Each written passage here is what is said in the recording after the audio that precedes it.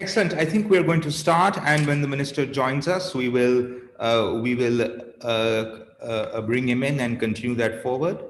Uh, it gives me a great pleasure to welcome Shri Naveen Munjalji, Shri Puneet Kauraji, and of course, we will be waiting for the Honorable Minister, Shri Kailash Gehlot, who has just joined. Welcome, sir.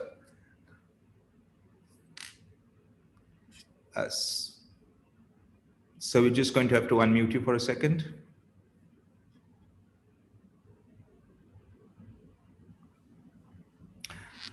Very warm welcome, sir. We just got started. Thank you. Good morning to all of you. Namaste ji. Fantastic. I will be just giving a few opening remarks, and then of course I will hand over the conference to our conference chair, Shri Naveen Munjalji. I am delighted to have all the participants with us here today for a full day of amazing conversations around electric vehicles and what I see as the future of mankind. If we really look for the last 100 years, it has been the golden age of oil.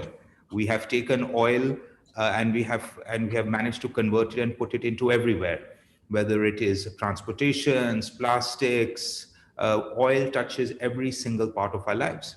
But we have seen the consequences of what happens when you're doing this, particularly in a place like India and NCR. We have seen that every winter, no matter what we do, the consequences of oil is in our lungs. And so electrical vehicles is not something anymore in 2020 as a luxury or a privilege for people who are concerned about the environment, but are literally a reflection of where we are going as healthy human beings who are trying to do good for our communities. I see 2020 as being an inflection point for EVs, and which is why I'm very, very excited about this conference. Whether from the community road to the racetrack, we are seeing electric vehicles around the world outperform the traditional gasoline. If you want, you can go to YouTube or Google and see these amazing, amazing videos of these small electric cars being able to outperform any supercharged car just because getting from 0 to 60 in a clean, efficient fashion is absolutely easy and amazing for an electrical vehicle to do. But we are not just talking about a consumer revolution. A large part of what we are seeing in electrical vehicles comes from places like the trucking industry, which is one of the largest emitters of greenhouse emission, but it's also an industry that really, really needs an upgrade in terms of fuel, because that is a huge cost of doing business and operations. India as a country in particular, our largest import by far is oil. And with the Atmanirbhar Bharat entire movement, spearheaded, of course, by our Prime Minister, electrical vehicles provide a fantastic mid-step road in order to become truly independent as a country. Simultaneously, there are other very exciting changes happening around the world. Now, I know for some of you who are familiar with the subject, the term that nuclear fusion is 25 years away. You understand what a bit of a joke that is. But never think in the last 20 to 30 years, we've seen so many private players come into nuclear fusion. We have very, very intelligent people like Bill Gates now openly saying that nuclear fusion is the future of mankind. And when you have something as game-changing as that coming in, along with newer and newer battery technologies, grid scale storage, and which has been made possible thanks to the huge revolution we've had in solar and wind, suddenly, we all see a future in which in 15, 20 years, electrical vehicles won't be an option, they will be the default and they would be a norm. As an industry body, CII is of course committed deeply to the environment, but we're also committed to the latest and greatest innovative technologies that are coming out across the world. And fundamentally, electrical vehicles are going to be a shining light, and we are seeing that reflected in the stock prices of all the companies who are in this space. With that, I will leave you in much better and more capable hands and hand over the conference to our conference chair, Shri Naveen Munjalji, to begin with his context setting remarks. Thank you. Thank you.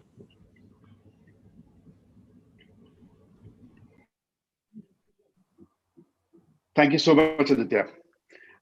Good morning, everybody. It's an absolute pleasure to be here today on the first CII Delhi EV Summit in collaboration with Hero Electric. Electric vehicles, as we know it, are changing the world of mobility. We are gathered here today because each of us believe in working towards new products, policies, services, solutions, which enable this shift to electric mobility. Over the past few months, the pandemic has taught us a lot and shown light towards where we are today. How we've gone from 14 of the 20 most polluted cities in the world to just 3 in a few weeks of the initial lockdown period. Unfortunately, we are heading back into that direction now again. The air at that point of time was never cleaner. The skies were the bluest ever. The waters were crystal clear, and lungs were the best ever. Goes to prove what we've been saying all along, that automotive plays a very, very important role when it comes to air pollution. And IC engine vehicles of any kind are a major cause of air pollution around the globe. People have begun to understand this, and it's venturing towards this topic more and more. And it's not just a dinner topic any longer. The government of India, through various policies, Delhi government, and numerous other states have already started moving in this direction of setting policies in place which enable electric mobility to take off. First, we came up with FAME 1 and then FAME 2, which is in place right now, and Delhi's come up with a very good EV policy. These are actions which will help drive the markets into the direction of electrification. We have here the best minds from the industry to brainstorm and to talk to you today, to share ideas on the way forward in which India would move. We have 3 panels today. We have members from the government. We have the Honorable Minister of Transport, Shri Kailash Gehlot. We have Puneet Kaura here, who's the Chairman, CII Northern Region. We have Aditya, who's just given the opening remarks. He's the CII Chairman for CII Delhi. We have Jasmine Shah, who's the DDC Government of NCT Delhi. And there are numerous other friends from the topmost rungs in the electric vehicle domain from different spectrums. We've got from 3-wheelers, 2-wheelers, we've got charging, we've got swapping infrastructure, we've got technology players. So it's going to be a very, very interesting talk indeed. So electric vehicles, electric mobility is no longer just a pipe dream. It's no longer just a distant vision. We've already seen what is possible from companies like Tesla, Nikola, Brighton, Rivian, Lucid, and Harley-Davidson, and numerous others. The list is a very, very extensive one. But let's not just talk about the desirable products alone. We can look at Nissan, companies like Nissan, Hyundai, MG Motors, Mahindra, Ather, Hero Electric, Bajaj, and again, the list is an extensive one.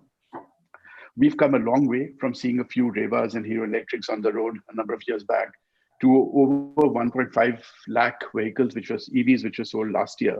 And this number, though is very small in the scheme of things, is increasing very rapidly.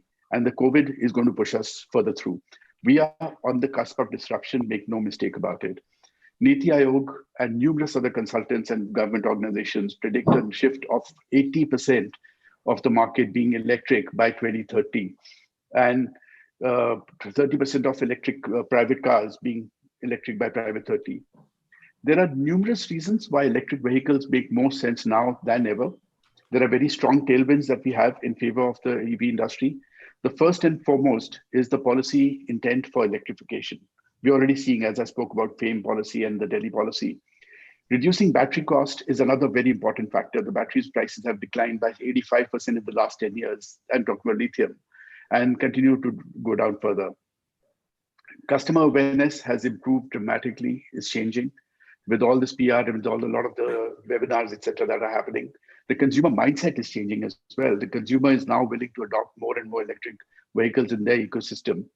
The EV ecosystem for manufacturing, the traction, there is a substantial amount of traction in the tier 1, tier 2, tier 3 suppliers who are coming in. New jobs will be created going forward. There are going to be new skill sets being required. There is going to be a reskilling of people also required. There is a shift towards cleaner electricity generation, and there is need for clean mobility from an air pollution point. Why it is important for India? Consumers post-COVID will move towards more personal mobility. We know that. Numerous reports tell us that they will not be able to, public transport will not be able to handle the volumes that they were doing with, and yet be able to maintain a full level of safety. Air pollution is a very important factor for India, and that is something that's going to play again, a very important role when it comes to COVID, moving towards electric mobility. When we look at it from a country standpoint, we have 14% of the air pollution is caused by vehicles, whereas 70%, that number jumps to 70% when we talk about large urban areas like Delhi and other cities. The vehicular travel for commercial vehicles is about 1.45 lakh kilometers per year as compared to 15,000 kilometers for private transport, for private vehicles. So that possibly is the first conversion that's going to happen. There was a recent study done by Harvard which spoke about the air pollution and COVID being a very deadly combination for the lungs. People will avoid public places as we move forward, and they will enable charging from home is going to have a very positive impact for them. Even service for home, delivery at home, which we're already doing. Customers have already begun to connect health and transport and are leaning towards EVs. Also, the power that we generate in India, about 20% of the power is renewable at this point, but that number is increasing. The second important factor is that vehicles get charged at night, which helps balancing out the grid. And the last factor when it comes to pollution, because I've been asked this a number of times, that you're taking pollution from the vehicle and putting it in the power plants. The fact is that in the power plant, it's much easier to control the air pollution than it is on each individual vehicle. The next factor is that the purchase price, though is still higher than a comparable IC vehicle, is coming down substantially. The TCO of an electric vehicle is now substantially lower than that of an IC engine counterparts. And the daily economics of an electric two-wheeler are far superior than even using public transport. Mobility will always be a basic human need. Clean air is an absolute necessity for us. The need for clean mobility has never been more than at this present time. We have to act now. Now is the best time to act. I would now like to call upon our chief guest for the day, Mr. Kailash Gehlot. He's the Honorable Minister for Transport, Law, Revenue, IT, and AR, Government of Delhi, to address the summit. But before I do that, I would like to request him to launch the report prepared by KPMG on the EV landscape in India. So, Gehlot Saab, if I can just request you to kindly launch the soft copy of the report, and we would be happy to come and give you the hard copy once over the next few days. Right. So I press.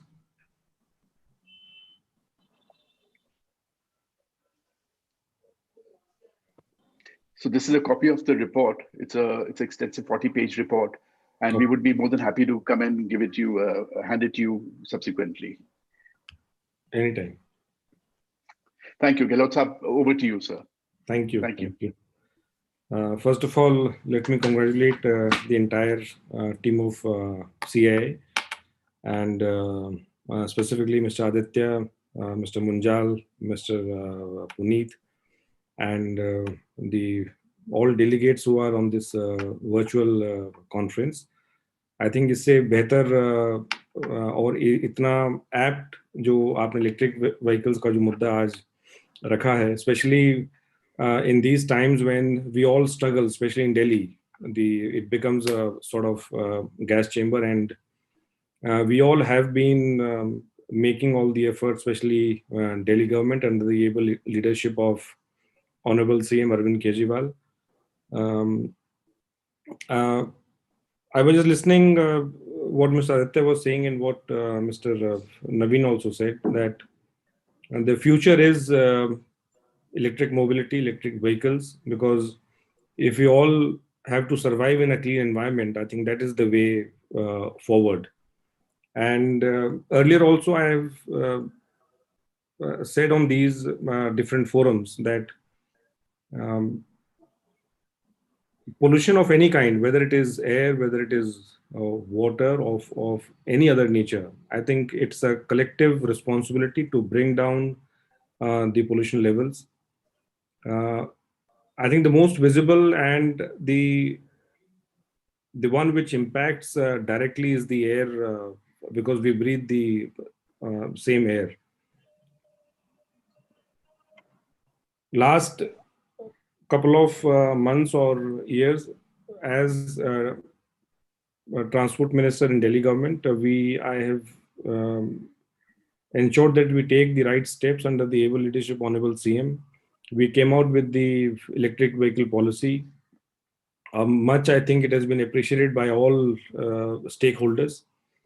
Whether it is regarding the purchase incentives, or whether it is regarding the fee baits, or it is regarding the scrapping, road tax जो है वो पूरा उसमें माफ कर दिया गया है, रजिस्ट्रेशन फी पूरी माफ कर दी गई है. Charging infrastructure, I think Mr. Jasmine is also there, I think in the next panel. I will leave to Jasmine to elaborate on the charging infrastructure.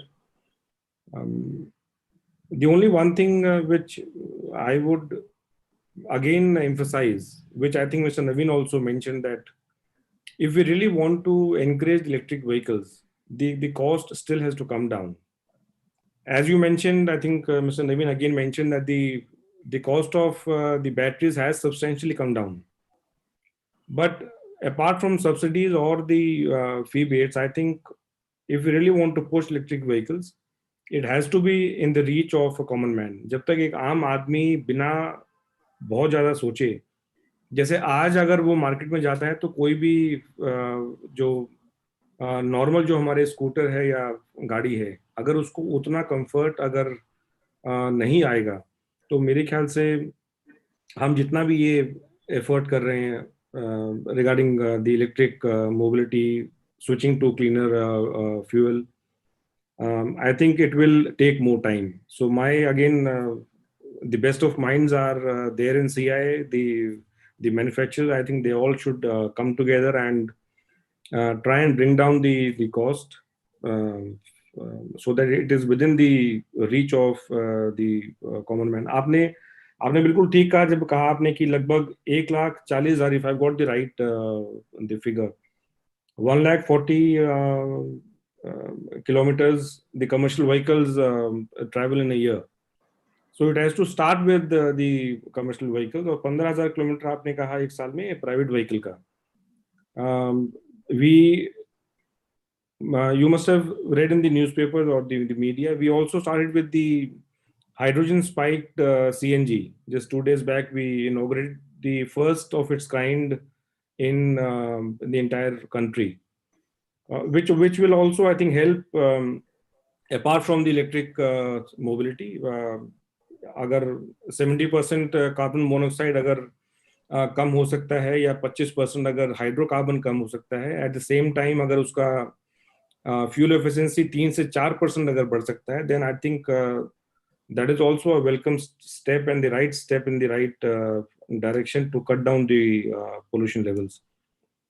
Mr. Aditya, I think rightly pointed out that going forward, the future of mankind, I have been saying this earlier also, that I think electric mobility का कोई और दूसरा रास्ता नहीं है, but हम जितना जल्दी इस टेक्नोलॉजी को अडॉप्ट करेंगे, उतना ही हम सबके लिए, पूरे विश्व के लिए, पूरे देश के लिए, हम सब के लिए बेहतर होगा. ऑयल के कॉन्सिक्वेंसेस मिस्टर आदित्य ने बिल्कुल rightly pointed out, and he also rightly pointed out that sooner than later it should become the default.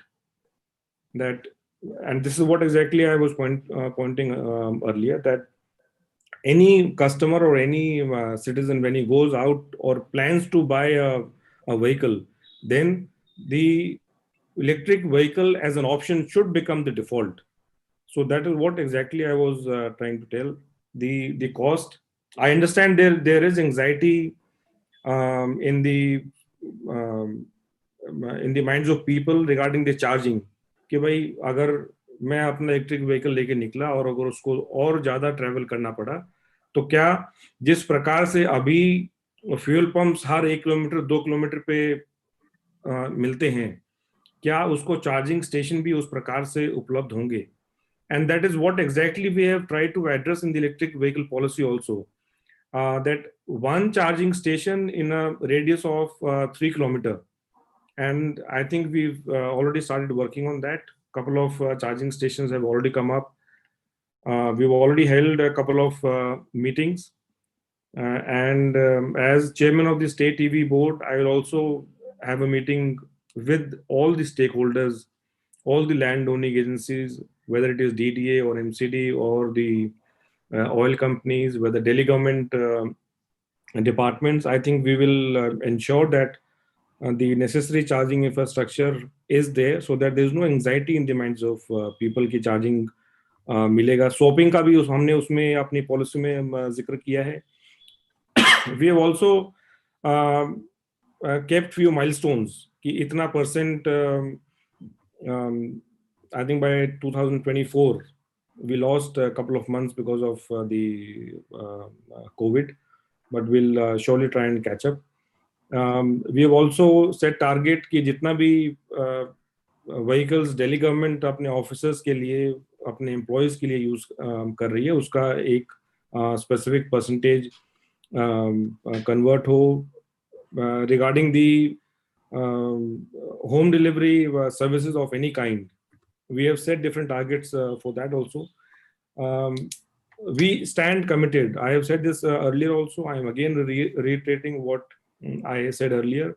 On behalf of entire Delhi government, on behalf of Honorable CM, the Delhi government stands committed to ensure that we move towards electric mobility. जितने ज़्यादा electric vehicles हमारे दिल्ली की सड़कों पे ही नहीं, बल्कि अगर पूरे देश में भी अगर दौड़ेंगे तो उतना ही हम सबके लिए वो अच्छा होगा. We will cut down the pollution levels.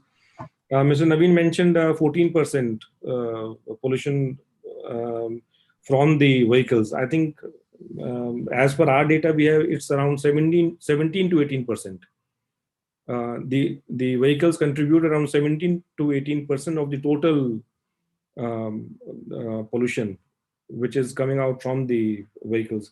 It's a substantial. If we are all able to cut down even maybe 30% of it, 40% of it, 50% of it, then I think it is a substantial, it will be a substantial achievement. I only hope that all the OEMs, they come together. I'm mentioning it again and again because, and I've been saying this from day one, the cost of the electric vehicles must come down. The सबसे ज़्यादा उसका cost का component battery है.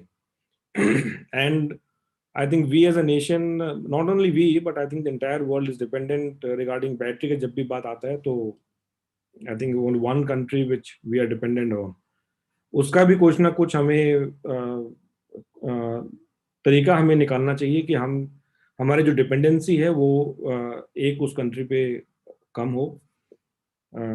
With these words, I once again congratulate the entire team, the entire CII, all delegates on this virtual conference, and I hope that we are ready with the entire incentive scheme. We are ready with the website of electric mobility. I think we will be starting with the campaign maybe anytime next week, and we've ensured that whatever any person who purchases the vehicle, he doesn't face any kind of difficulty at all. It's absolutely software based, and it is our endeavor that we release the subsidy or whatever the purchase incentive or whether it is exemption of the road tax maybe within next जब वो गाड़ी खरीदता है तो उसके 4 से 5 दिन के अंदर अंदर हम वो पूरा सब्सिडी उसको रिलीज कर देंगे. This is what we will strive at, and I once again congratulate the entire team, and I hope that we together we are able to make a difference, and we together we are able to encourage people, push electric mobility so that we all benefit from it. Thank you so much. Honorable Minister, thank you so much for those amazing words. And I think all of us here are very heartened to see the leadership that the Delhi government is taking in this area. So we've had considerable success working with the Delhi government on environment and other issues. If I may propose, as you had rightly said, this requires a very tight coordination with all industry members, OEM suppliers, as well as the Delhi government. If you could propose a joint working group, as we have done on previous subjects with the government, that might help, particularly during this crucial time as this new policy is launched. I'll request our directors and all in CII to be in touch with your office. Sure, anytime. I think मैंने पहले भी कहा है कि हमारी मुलाकात सिर्फ इस कॉन्फ्रेंस के ओकेजन पे नहीं होनी चाहिए. It has to be. Sir, your words have deeply hit us all at heart. We will make sure that an EV focused delegation comes to you anytime sooner rather than later. We are already working with a lot of other organizations, whether it is RMI. RMI has contributed a lot. WRI, we are working very closely on other issues also, whether it is road safety or there are other institutions also we are working with, like IIITD, or whether it's DTU, contactless ticketing. The entire concept has been developed by Professor Biani. So we will be more than happy. I can assure you this much that आप जिस भी प्रकार से Delhi government का support चाहते हैं, we are more than willing. We are available 24 hours for this noble cause. Thank you so much, sir. We will absolutely follow up, and we have seen that in all our endeavors with the Delhi government. The forward positivity, close cooperation is something all of us in industry very, very much appreciate. Thank you, sir. Thank you, Mr. Aditya, and you please continue. I wish you all the best for the future discussions which will happen in different panels, and I'm sure something very interesting will come out. And I think I'll take leave. Thank you so much, sir. I just want to thank you and the Delhi government for this amazing policy you guys have come up with. It's a very good policy, and it's certainly going to propel electric mobility in Delhi. One of the factors which I have seen in the policy, which is actually a very good one, is that of mandating of the delivery sector. The delivery vehicles in Delhi. So India, as we know, 80% of the vehicles on the road actually are two-wheelers. And majority of these vehicles which are used for the delivery segment are actually the old ones. They don't even comply with a lot of these norms that we have now. And these are the vehicles which easily can be converted. So I'm very happy to see that there is mandating and there is a nudge in that direction. This will certainly yield a lot of fruit for the Delhi, for the people of Delhi. It's going to be very, very beneficial. Thank you so much, sir. Thank you so much. Thank you. Thank you. Thank you so much, sir. Thank you so much. From CII Delhi office, so we will come with the delegation and seek time from your office to meet on this subject, sir. Please, you're most welcome. Thank you. Thank you so much. Thank you, sir, for the great work your party is doing, and I think Delhi is very privileged to have a chief minister like Shri Arvind Kejriwal, and I think I would like to thank you again from CII's behalf. Thank you so much, sir, for your Thank you, Mr. Puneet. Thank you. Thank you. So, Puneet, with that, could I ask you to actually give the vote of thanks? Actually, it starts with thanking him. So. That's why he's gone, but yeah. Yeah. Okay. So I would just like to again congratulate CII for organizing such an important event. You know, this time of the year, every year, we come under this problem of pollution in Delhi. And it goes on for at least a couple of months, maybe longer. And then slowly it dies down over the next year, early next year. And then we forget about it sometimes in the middle of the year. I think this is a year-on problem. And as the chairman of the Northern Region Committee for Air Pollution and looking at the aspects of the vehicular pollution, this is a very, very important subject.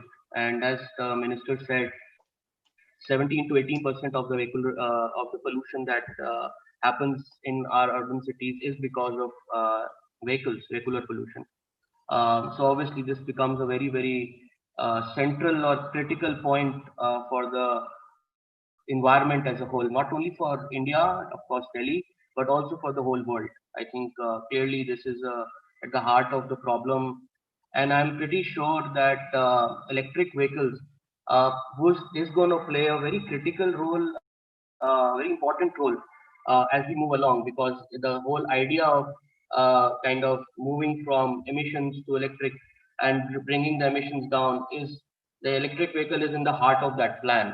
So it becomes very important for us as we move forward. Um, I think the efforts taken in this area are showing results. Clearly, they're showing results, and I'm sure that it will continue.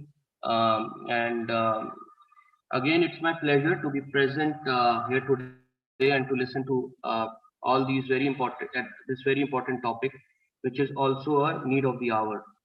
As per the study, and it was I think mentioned some time back as well, in India, we breathe air that is 10 times or more over the WHO safe norms. I think 13 of the world's 20 cities with the highest annual levels of air pollution are in India, where NCR, especially Delhi and Gurgaon, have been ranked as the most polluted capital in the world, and other satellite towns around it suffer as well.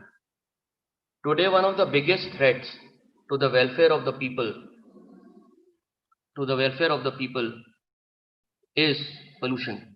And I think, as I said in the beginning, electric vehicle plays a very big part as we move along in our plans. Against the backdrop, it becomes even more important that as a business leadership organization, we create a defined agenda and work towards an environment protection and pollution-free region, so that in this regard, plug-in electric vehicles can play a very important role. I think the recent pandemic COVID-19 situation have made us realize clear and blue skies are possible. If you remember the period when the lockdown started, and many months after that, the air we breathed was much better than the previous years. And it was all because of, clearly because of the way our environment was less disturbed by people like us, whether it was on roads, whether it was in our industries. And this was very evident that as that um, uh, lockdown took place, the environment was healed. We saw many evidences of that during that period, and this clearly shows that the clean air is possible. Uh, Again, I firmly believe that the new electric vehicle policy created by the Delhi government will not only help environment, but this will also help stakeholders from EV industry to grow and have better coverage. And Naveen ji would, I think, would be playing a very critical role in this with Hero Electric in the play. I would also congratulate Mr. Munjal once again for taking a leadership position from industry inside and for facilitating a positive ecosystem for all the stakeholders involved in EV, especially in two-wheeler segment. I would like to thank all the speakers who would be joining us for the summit today. I would also like to place on record my appreciation for the companies who have come forward to share their efforts and knowledge, which allows us others to learn from it. I would like to thank CII, continue to make efforts in an untiring manner. I'm sure that the efforts will continue and we will see members making greater efforts in this direction. Last but not the least, I would like to thank all the sponsors, even powered by Hero Electric, our sponsors Kinetic Green, Revolt Motors, Yulo Bikes, Lono Tap, and APJ Satya University, and KPG, our knowledge partner, who have been a great support to the program. Thank you all. I really look forward to a very robust and energetic discussion ahead during the day in the summit.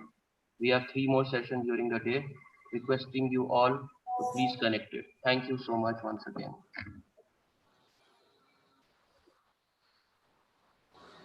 Can I request Mr. Munjal? There are 2 questions that audience have placed in. If we can take before we hand over to Mr. Gill, please. Sure, I see one of them is being any plan for lithium-ion battery cell manufacturing infrastructure in India, raw materials, etc. which is for, and the second one I'm seeing, which is what roles can existing petrol pumps play to provide EV charging stations. Now, let me address the first one. For EV, for lithium-ion cell manufacturing, the cells manufacturing, I'm not saying the packaging of the cells, but for manufacturing, you need a very large volume, which we don't have in India as of now. We don't really have the scale. So what is going to happen is that the bottom of the pyramid, it's going to be a pyramidal formation, where the bottom of the pyramid is going to be formed by two-wheelers and by three-wheelers. These vehicles will enable the volumes on the top of which you could possibly then start looking at manufacturing cells, etc. Till such time as we don't get that required volume, packaging to be the next best viable option. And even things like, so when we look at electric mobility, first and foremost, you have to break it up. The electric mobility, the needs and requirements of electric mobility for different segments is very, very different from each other. So two-wheelers require have a different need, three-wheelers have a different need, four-wheelers and cars have a different need, and then public transport and commercial vehicles have a different need in terms of infrastructure. So whenever there is any conversation or any report that comes out at an international level, and when they talk about electric mobility, effectively they're talking about cars, they're not talking about two-wheelers. However, India, since we are a very large two-wheeler market, and here price sensitivity is a very important factor, the base is going to be formed by two-wheelers and three-wheelers, on top of which we'll have cars and we will have public transport as well. And public transport is there for a different reason, because that is what moves India in a lot of ways as well. So cell manufacturing though it will happen, you do need the volume for it, but it's a chicken and egg situation. Should the cell manufacturing happen first, or are you going to wait for the volumes to come in first? But in our opinion, what we believe is both have to go hand in hand and parallel to each other. Waiting for the volumes to come in and then getting into cell manufacturing may be too late as well. So once we know that the writing is on the wall, the conversion is going to happen, it's time to start looking at investing into cell manufacturing as well over a period of time. And the second question was, I just want to add here one thing. I think one of the fundamental shifts that we have to make in our mindset is stop looking at EVs, as a nice to have or a luxury thing, and say that, look, lithium and rare earth metals, just like oil was in the last 100 years, is a strategic asset the government needs to invest in and manage. We have fought wars over oil. We have deployed huge naval battleships to keep oil shipping lanes open. This is the history of the modern world of the 20th century and even some of the 21st century. I think that this is a perfect example where a national government has to step in. There have been lithium reserves and rare earth reserves found in India. But as Naveenji has put it, because of the chicken and egg, where the demand isn't high enough to justify the kind of huge investments that private industry makes, this is where we should see a concentrated effort by the government to really help unlock some of these very basic mining. Obviously, as Naveenji said, that going from mining to refining to then properly putting into an infrastructure that goes into EV, that is still debatable on the chicken and egg. But certainly, I think having access to rare earth metals and lithium is no longer something which is a supply chain issue. It is a strategic issue, just like oil, just like any other major mineral. So, sorry, Naveenji, I thought I would add in, it's not just private industry, government has to step up as well here. Absolutely. Thank you so much, Aditya, for chipping in there. But another factor that I want to address is that, there has been a lot of talk that there is only dependence on one country for these rare earth materials and for other metals that go into the manufacturing of lithium-ion batteries.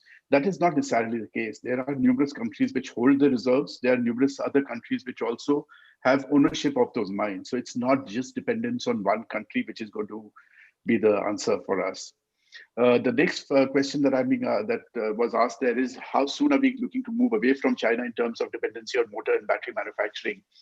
It's already, there's already localization happening, and that's been in the process for a long time. The fact is that when you look at any kind of manufacturing, any kind of engineering item, it's a matter of volume. So if the volumes justify, then manufacturing does make a lot more sense.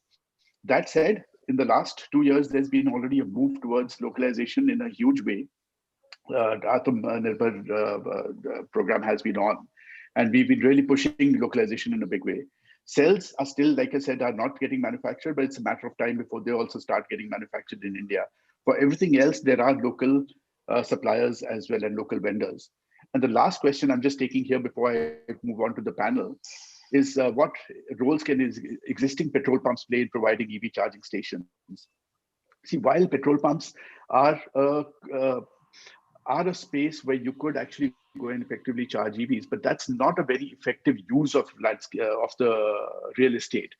So imagine a scenario where you've got a petrol pump. You can't go and park 50 vehicles there to charge. I'm talking about cars. I'm not talking about two-wheelers here. So you can't go and park 50 vehicles or 20 vehicles there to charge. And where do you go from there? How long are you gone from there? Where can you really head out? So petrol pumps, though, will play a somewhat of a role, but it's not that much of a large role.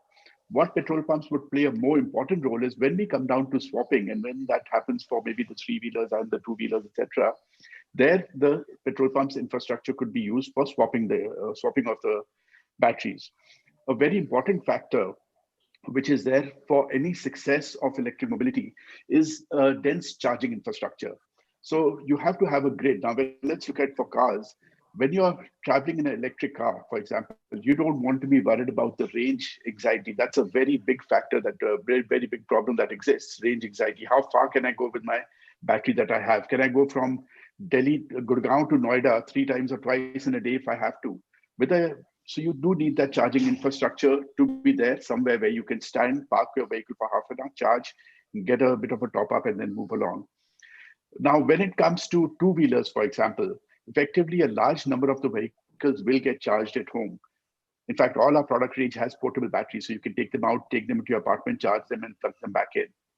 So a large number of vehicles actually have portable batteries where the requirement of dense charging infrastructure is there, but it's not a deal breaker from that sense, because you would effectively charge at home. And in fact, we've just launched a vehicle for a heavy users also, which goes to 210 kilometers, 200 plus kilometers on a single charge. So there is numerous options available for two-wheelers, but you need a very, very dense but simple charging infrastructure for two-wheelers and a dense but high-speed charging infrastructure for cars. And three-wheelers could actually effectively work with the swapping infrastructure rather than so much of a charging infrastructure. That said, I'm going to introduce the first panel of the day to you. This is Can Delhi Breathe Easy by Switching to Electric Mobility? The moderator for this session is Mr. Sohinder Gill, CEO, Hero Electric Vehicles.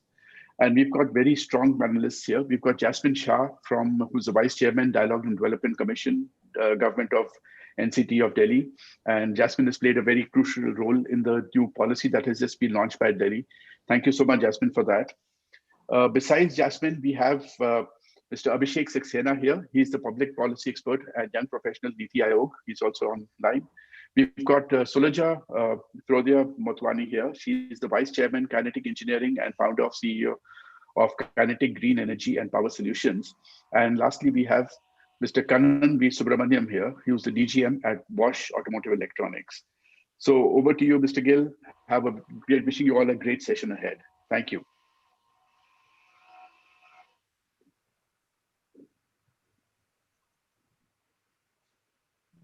Mr. Gill, you are on mute, please. Thank you, Naveen, and good morning to all, and a special good morning to the panelists, esteemed bench of panelists, and a short time. We have only 45 minutes, not real justice, but we'll try to do our best. A bit of guidelines, because we have a short time on our head. I think we'll have only 2 rounds of questions here, and brevity is the name of the game. So let's be brief on our comments and points, and let's be specific to Delhi. And also, let's be specific to a short or a mid-term type of a thinking, not a very long-term type of a thinking here. Because Delhi has already set an example for others. Delhi has set a benchmark for others, especially states, for what an EV policy can be and what potentially it can do to achieve the targets what the country is trying to set for itself. Now, between that policy and the action on the ground is what today we are supposed to discuss, because can Delhi breathe easy? I'm quite sure that transportation sector is one of the major contributors here, even if we talk of all that crop burning and building dust. Some of those things are not really in control of Delhi, but transportation sector is surely so. So the subject is really dear to our heart to discuss at least what is in our control, what is in our hand. Can that contribute to let Delhiites, me, you and everybody, breathe easier, become healthier, and also adopt a futuristic technology? So I'm very confident, and we have been interacting so often with Jasmine and the government, that the government has done its quite a bit of whatever was supposed to be done. The best part of this policy from Delhi has been a very close interaction with the government circles. Like we had umpteens of meetings, starting with so many people in Delhi administration, culminating into with Jasmine, that was a good thing that happened, that integration and discussion churning out. So that is one of the examples that other states have to take. And second is, Delhi has set right that major sort of a conception that everybody has. Like states say, come start manufacturing. Delhi says, okay, let's create demand. The manufacturing would happen. That's a basic difference. So let's start the session. Let's do justice to the subject. And let's come to the point straight away. So Jasmine, you are always in the bullseye, and you're always being bombarded from all around. So same here. My first question to you is, looking back, what is one thing you would have liked to add, one thing delete, and one thing change in the Delhi policy? So first, I'm thankful for CII to organize this kind of a discussion and the EV summit. We've had some of these discussions before the Delhi EV policy. I think this is one of the first ones after the government has come out with its much awaited EV policy. So it's my pleasure to be a part of this forum. And Mr. Gill, I think we who are inside the Delhi government haven't awarded ourselves the luxury of reflecting back, because we are very much now in the action mode, because this policy has been, as you rightly said, for a long time in the works. India's history has been about graveyard of announcements and policies on electric vehicles. And we were very keen on, coming out with something that is workable, but also focuses on the right target segments of, vehicles that, or mobility rather, that need to be transitioned towards electric vehicles first. So certainly, the policy is not trying to ensure that each and every segment moves towards EVs. In that sense, there may be a few disappointments here and there. But it is also important to realize that Delhi's EV policy is not an industrial policy. Like you rightly said, and even the signal from the government of India, because this is housed under DHI, is that this is an industrial development scheme or an initiative. However, when it comes to Delhi, this is part of our environmental strategy. The entire reason Delhi government is ambitiously putting its own funds, its own resources into, because these are, over time, this will amount to a substantial investment that Delhi is making.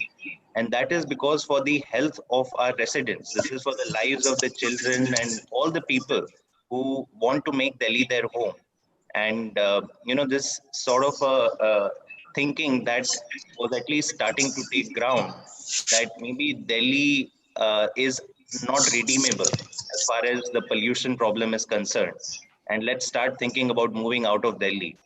And that is the kind of thinking that we wanted to address or attack at its roots. So electric vehicles, and you will see that thinking across each and every source of pollution that, as you rightly said, we can control in Delhi.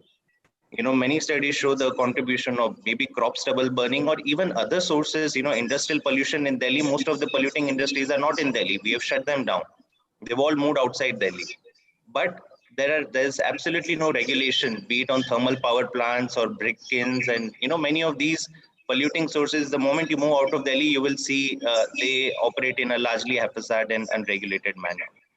So, I mean, while we raise those issues, we were very focused that, be it the issue of crop stubble burning, because Delhi also has a few thousand hectares of farmland, or electric vehicle policy, Delhi should set an example of what is possible on the policy front.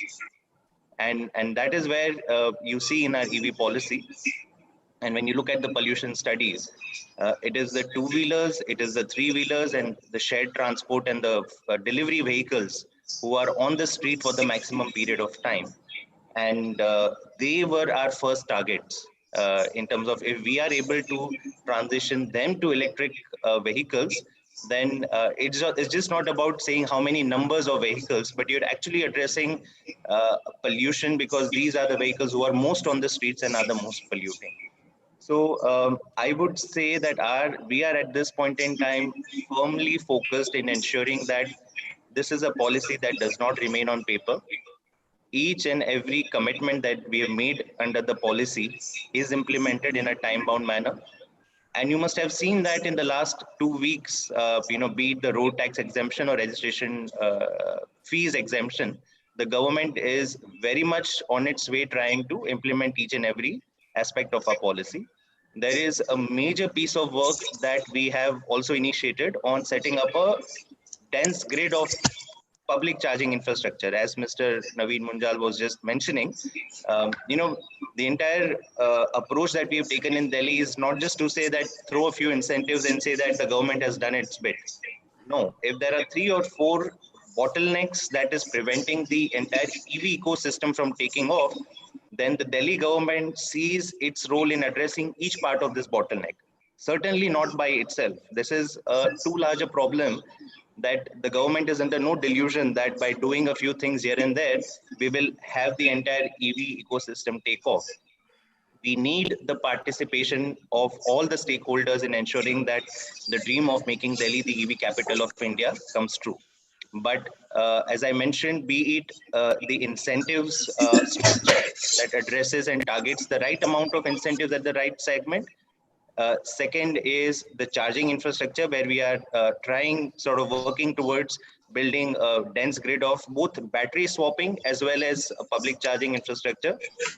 Third is also about raising this as the awareness amongst the people, because what we still find is that people really do not have a very high opinion of whether electric vehicles are durable, will they last, even for travel within Delhi. And the government is working on a big awareness campaign, which I don't think any other state or city in the country has undertaken, to address some of these concerns. So as I said, yes, glass can always be half full or half empty. Our goal and objective at this point in time is that whatever promises we have made under the EV policy are fulfilled, and are fulfilled to the satisfaction of everyone. But if there are any suggestions and comments that come through this discussion, we are very happy to take note of them as well. Thank you very much. Thank you, Jasmine. You have comprehensively covered Delhi policy. In fact, it is one of the most read policies these days in all the digital media. And thank you again for cleverly sidelining my questions. 3 questions of addition, deletion, or changes. But anyway, I'm going to gun my shot to Sulija, who is other stakeholder, major stakeholder in this, and ask the same questions to her, because her knife-edge comments, comprehensive opinions are well respected in the industry. So Sulija, you can tell me on behalf of Jasmine 3 things that you would have done differently had you been the Delhi policy creator. You're on mute, Sulija. Good morning to all of you, and it's a pleasure to be here on this forum with all the stakeholders in the Delhi EV ecosystem. But I must begin first of all by thanking Delhi government, and especially Jasmine Ji, for a really very positive step forward in the electrification of Delhi. I want to say that this particular policy is very far-sighted. As he mentioned, that pollution is a big concern for Delhi residents. So not only it addresses a burning issue for the residents, but also electric vehicles are the future of automotive technology. So doing this kind of path-breaking work to set ground for a long-term transition, I think it's very far-sighted. Secondly, as has been discussed, it's a demand creation-oriented policy with a 360-degree view. So that's a very comprehensive kind of an approach to create a population on the streets of Delhi. And I think it will set an example for the rest of the country. So I think in that sense, everybody is looking at how the policy can make a big difference. And last, also it's relevant. So instead of looking at cars or buses only, which have less volume or less chance of immediate electrification, focusing on the low-hanging fruit, or the quick gains, which is 2 and 3 wheelers, which also is relevant for the common man, the masses. I think these are the very positive points about this policy. If I were to really think about a few things that we can further consider to make this policy even more impactful, I would say that the first is that I was personally a little bit disappointed that the subsidies are also extended to the non-FAME compliant e-rickshaws. And I think Delhi has been one city where there is a large population of these imported kit-based e-rickshaws, many of which are plying still illegally without permit, without registration and without insurance. And they are therefore unsafe for the Delhi residents. And they do not follow the required norms. So they may get a vehicle homologated with the right parts, but then what they're actually selling is actually vehicles which do not conform even to the basic homologation standards. So as we move ahead and we have more and more organized players like Kinetic and Hero and others come in the market, I would urge the Delhi government to think about how we can move to better quality electric vehicles with the higher standards of safety and performance, so that the safety of passengers in the Delhi and the Delhi residents can be ensured. So this is one area I just think that we can think about in the future. Second, I think I was very happy to see that three-wheelers and especially loaders have been given a lot of attention, and of course two-wheelers. I would like to urge Jasmine ji that maybe we can think about e-cycles as well, because we are seeing that there's a good demand upswing in electric cycles. Post-COVID, the bottom of the pyramid would rather not travel in the buses, but look at having personal independent transport, for example. And electric cycles could be a very good option for them, because it's affordable. It could be made affordable with some support from the Delhi EV policy in terms of some upfront incentives. But at the same time, it also has less physical effort than regular cycles. It has a technology and a cool quotient. It's green. So I think e-cycles could really be an area that we can look at. And for students, for the elderlies, and even for the bottom of the pyramid, the migrants, this could be a really interesting area that can be looked at. And the third thing I would say, not in terms of changes to the policy, but I would really like to request the government, implementation has been a forte of Delhi government. They have done a wonderful job, whatever they have started. So I think the next 2-3 months, as Jasmine ji mentioned, are very critical that we implement all the initiatives that are envisaged. For example, permits for electric three-wheelers need to be, made open. That's a very big area. And the ecosystem for charging, swapping, these should, quickly be set up, and we are happy to give all our support and cooperation for this. So there are a few inputs, but by and large, I think the policy is wonderful. I think it hit the bullseye, and very few areas of criticism. Just a few suggestions for taking it ahead. So thank you very much. Yeah, thank you so much. In fact, we nowhere should call any of these things as criticisms. They are milder areas for improvement. Particularly, you hit the right spot saying that the lead battery products, which are non-FAME compliant, they have been included, especially three-wheelers, and the lithium battery two-wheelers, which are a larger choice of customers in Delhi, around 90% people buy that, have been left out. Perhaps for Jasmine, that's a food for thought at some point of time, because other than that, Delhi sells less than 300 to 400 a month of FAME compliant high-speed two-wheelers. And from 300, if you want to go to 1 lakh, it's a humongous task. So great policy, a bit here and there areas for improvement. 2 of them were very clear things that should happen perhaps in a few months from now. Abhishek, like we haven't interacted, but like from association, we have been interacting almost everybody in Niti Aayog, right from Amitabh ji down to Anil and everybody else.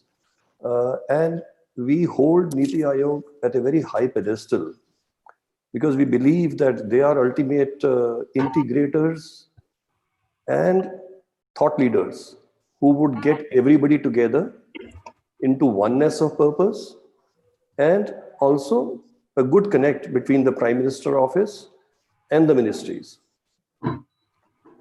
I'm personally disappointed at Niti Aayog's past 1 or 2 years, influence and sort of a pressure onto the ministries to come out with a policy which is very, very friendly to the customer as well as not anti-industry. So my question to you, Abhishek, is that already in the Delhi policy also, in the last panel I had with the Delhi government and MOSRT was there, I was already hearing some cracks that like MOSRT is saying we do not have any even clear blueprint of what Delhi is wanting to do and what they want us to do. Because such a thing cannot, whatever they are saying, we will not be able to implement as far as commercial vehicles are concerned. So do you think the Niti Aayog should play a much more important link and part in any central policy or any state policy which has a bearing on central government ministries, so that at least we thrash it out before we announce the policies? Over to Abhishek. Thank you, Gilji, and thank you, CII, for having this very timely discussion on Delhi EV policy. So first things first, let me just congratulate Delhi government for bringing out such a wonderful policy. It's very comprehensive, very exhausting, and it takes into account multiple areas which a city-state like Delhi should have focused on. And my congratulations to the Delhi government for bringing out such a comprehensive policy. And it is, the discussion is very opportune, at a time when we are heading into winters and the pollution discourse becomes really active these times. To my mind, this is the biggest public health emergency, not exactly comparable to COVID, but in no ways less than COVID also. So does that these kinds of discussion actually give it a platform to improve the public discourse, improve the decision making by the policymakers, by different governments, bring all the stakeholders together. So congratulations, CII, for this.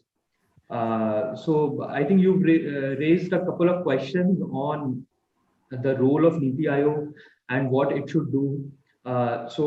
Specifically in the context of cooperative federalism. So Niti Aayog has a very strong pillar of cooperative federalism, and under the guidance of Honorable Prime Minister of India, we have taken multiple engagements with the state governments. So these expand to areas of health education, but I'll not delve into those. Let me just briefly elaborate on what it has done with on the area of electric vehicles. So with all the state governments, and I think Delhi government has been an active member of those forums, where we engaged with the governments to come up with the strategy papers. I think it was close to 3 years now. So that was the first step which government started taking in the movement towards electric vehicles. At that point, the idea of electric vehicles among the policy makers was starting to get some kind of attraction. It was coming into the central discourse. So that was the first idea, and we have regularly interacted. We have regularly created forums at Niti Aayog where different stakeholders, including state governments, academia, industry bodies, they can all come together and tell us what we as Niti Aayog needs to do, and we can obviously handhold states in moving forward with their EV policies, with their specific directions which they want to move. And these ambitions and goals vary from a state to state. As I think Jasmine rightly mentioned, that it's an environmental policy for Delhi, and fair enough. So Delhi doesn't have a lot of industries. They don't want to delve into those areas, but a state like a Maharashtra or a Telangana would be very keen on generating employment and generating manufacturing base, improving their state GDP through use of it as a tool for industrial policy, which a lot of countries have already done. So I think the motives could be different. How Niti Aayog comes into picture is, integrating those ambitions, integrating those outlooks together and creating a central framework around that. So we have worked with all the 9 ministries at the central government. We have worked with all the state governments, and I must say that every line ministry and every state government is very positive about this. So I think this is one of the areas where they have actually taken a real lead, and they have come back to Niti Aayog saying that, okay, we want this kind of a support. So there is a strong enthusiasm at their level also. Now, to your specific question on, can Delhi government actually look at the implementation part of it? See, I have my reservations on that aspect. Niti Aayog is a public policy think tank of India. It acts as a coordinating body. We have a national mission on transformative mobility and battery storage, which is chaired by CEO Mr. Amitabh Kant. So in that aspect, we are coordinating, and we are trying to resolve any bottlenecks and any policy level decisions that has to be taken up. So for last 2.5 years, we have taken around 24 policy decisions at the central level.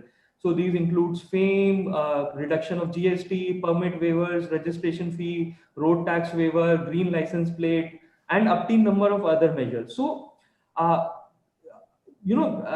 in the central governance structure, every line ministry is responsible for their implementation. So I am pretty confident that Niti Aayog can actually act as an advisory body to those line ministries, but getting their hands directly on the implementations, I have my certain reservations on that part of it. And if there are any policy bottlenecks that Niti Aayog needs to delve into those areas with the state governments or with even the municipal governments I'm talking about, because a lot of it has to do, we have not delved into that, looking at municipal governments of creating separate EV zones, or creating a congestion pricing, or creating pollution-free vehicle zone of that kind. So I think a lot of work needs to be done at that level also. And Niti Aayog is very keen on exploring those areas, and we are continuously interacting with all these bodies.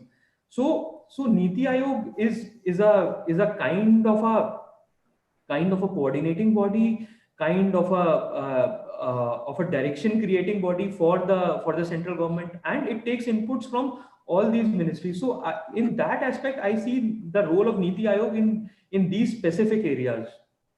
That is something I wanted to bring to the table.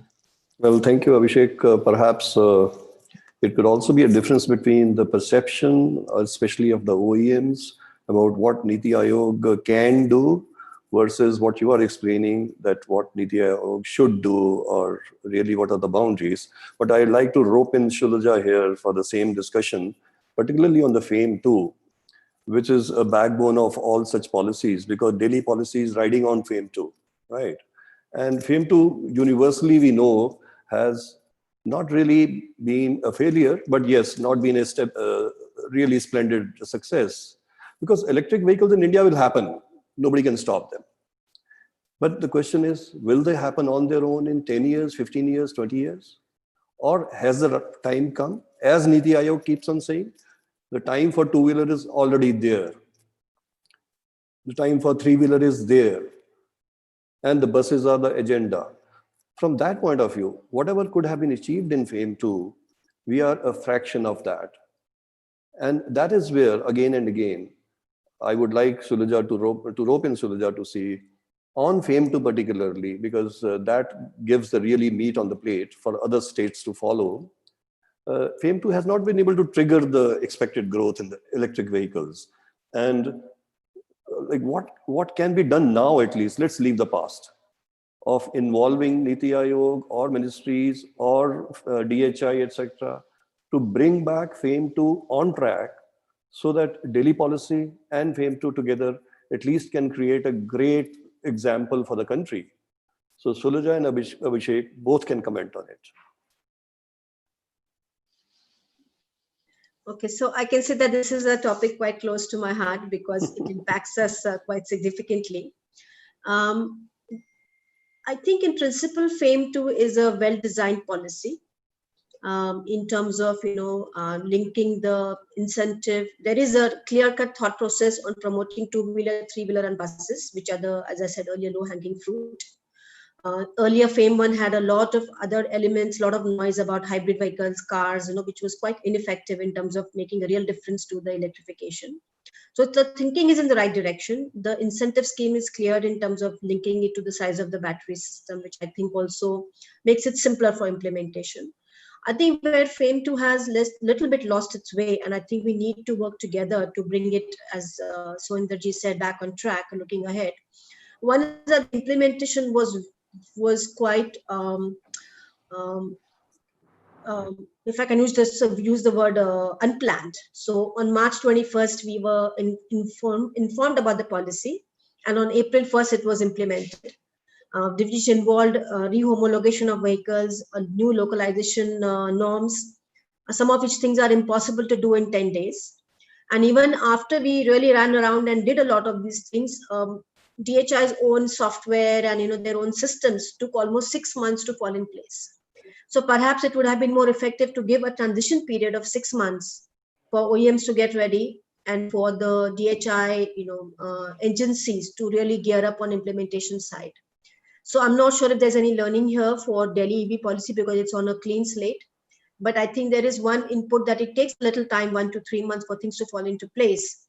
And, that needs to be built into the policy. Now, I think FAME incentive release is become, streamlined. But we lost a lot of time in the initial period. And even today, there is a lot of confusion in FAME 2 about homologation, rehomologation, localization, deadlines. And especially in view of COVID, there's a whole amount of confusion. So I think there needs to be some more dialogue with DHI, which I certainly believe that Niti Aayog can facilitate, to review where FAME 2 stands and how we can bring it on track to take into account the issues that are faced by OEMs in terms of availability of local parts, in terms of homologation costs, homologation timelines, so we can effectively avail of this incentive and it becomes a more thought through implementation. The second point, I think, where FAME is struggling today is in the localization. Due to COVID, a lot of the local auto component companies have pushed back their EV component plans. So I think recently there has been a notification that the deadline is now March 2021. But I think a more comprehensive dialogue, along with involving the component makers, to figure out whether there are any tweaking needed to ensure that on March 2021 everybody is qualifying for FAME 2 who is capable of qualifying for FAME 2. So I think it's more an implementation issue and a little bit more listening to the industry that has gone off track. I strongly personally believe that Niti Aayog has a strong role to play.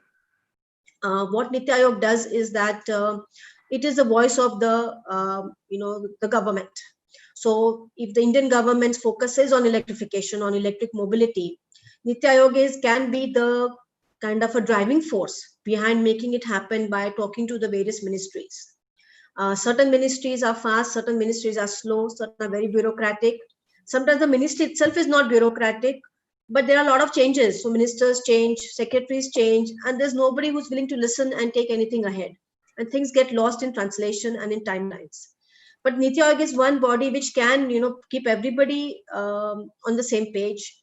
Wherever industry is facing difficulty, they can push through the agenda. Wherever there are changes required, they can work with the different ministry groups to bring everybody on the same page. And I think a lot more needs to be done in this regard. With respect to DHI, I think last 1 year we are all facing a lot of issues because of changes at the top, whether it's ministers or secretaries, and these issues with FAME 2. We need help from DHI or Niti Aayog to bring some kind of move forward. And I think we'd be happy to have a dialogue separately. If you invite the industry, we can come and have a dialogue with you and reset, as Soinderji said, what we have to do for the next 1 or 2 years, so that not only in Delhi but even across the other areas we can move ahead on the momentum for electrification. And I do see a large role for Niti Aayog as a driving force. I know Amitabh Kant sir is very bullish about electric mobility and very forthcoming, but somewhere we are lacking in the implementation, I think, in the last few months, maybe because of COVID, priorities have shifted, but let's get back together and draft a new way forward. So I thank Niti Aayog, but I think there's a lot more to be done. Well, Shulaja, you have taken the words out of my mouth. Very That's why boldly, you put me on the spot. very clearly, all we are expecting is from backseat driving, Niti Aayog should take steering wheel in the hand. And the learning for Jasmine here is, or the Delhi government is, that there is a case here. Good intentions, very good discussions, very good steps. Somewhere we lost the way. Because Niti Aayog lost in touch with OEMs, OEMs lost touch with DHI and Niti Aayog. So for the daily belief, Jasmine, you are a great guy and you have been so much in touch. Please continue to be in very, very close touch on the ground, on the micro steps, that has the policy resulted into the things that we wanted on a quarterly basis or a 6 monthly basis, rather than on a 2 or a year, 3 years basis. For example, the figures at present in Delhi are so low of the things that you are trying to promote. And if you want 5 lakh vehicles in 5 years, you need to, like we, not you, we all need to jump start today. And we don't need to talk of next year, but we have to talk of next month. From just less than 3,000, 4,000 vehicles per month, which are subsidized in Delhi, we have to talk of something like 15,000, 20,000 being promoted in Delhi, and also industry to take its part in that. So from industry perspective, I want to come to Kannan now. Bosch, a big name, especially in my international business. Wherever we do our electric pedelecs, we enter any of the superstores and try to look at a bike, electric cycle today. There are thousands of them in independent bike depots there, IBDs they call them. And what sells is just Bosch powertrain and not the brands there. So everything is Bosch, Bosch, Bosch, Bosch. Great contribution to the growth of electric cycles, but very successfully demolishing the big names and brands and bringing Bosch there in the minds of people. So my question to you is, e-cycles to a certain extent within a price bracket in Europe and US, because of Bosch, have become a commodity product. There is no differentiation between one cycle to another cycle in the powertrain in that price brand. And in automotive space, everybody looks for a differentiation, technological edge. Like in Hero Moto, in Yamaha, and everybody, we research, keep on researching, and in electric also, what next? What is the technological differentiator?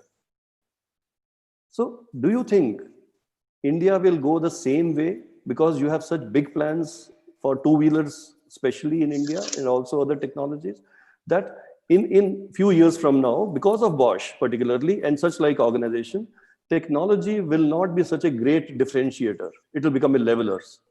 So OEMs like us will have to look for something else outside the engine or powertrain to offer to a customer a specific differentiated choice. So is it sort of a strategy of Bosch? Is it okay to go about? Are we happy with this type of a situation? Or is it worth discussing what should be the strategy of Bosch in India, and which way are you thinking of going about? Over to Kannan. Thank you, Mr. So I hope I'm audible. Yep. So you're perfectly right. Pedelecs has been an unprecedented success for Bosch, and it's been for multiple reasons.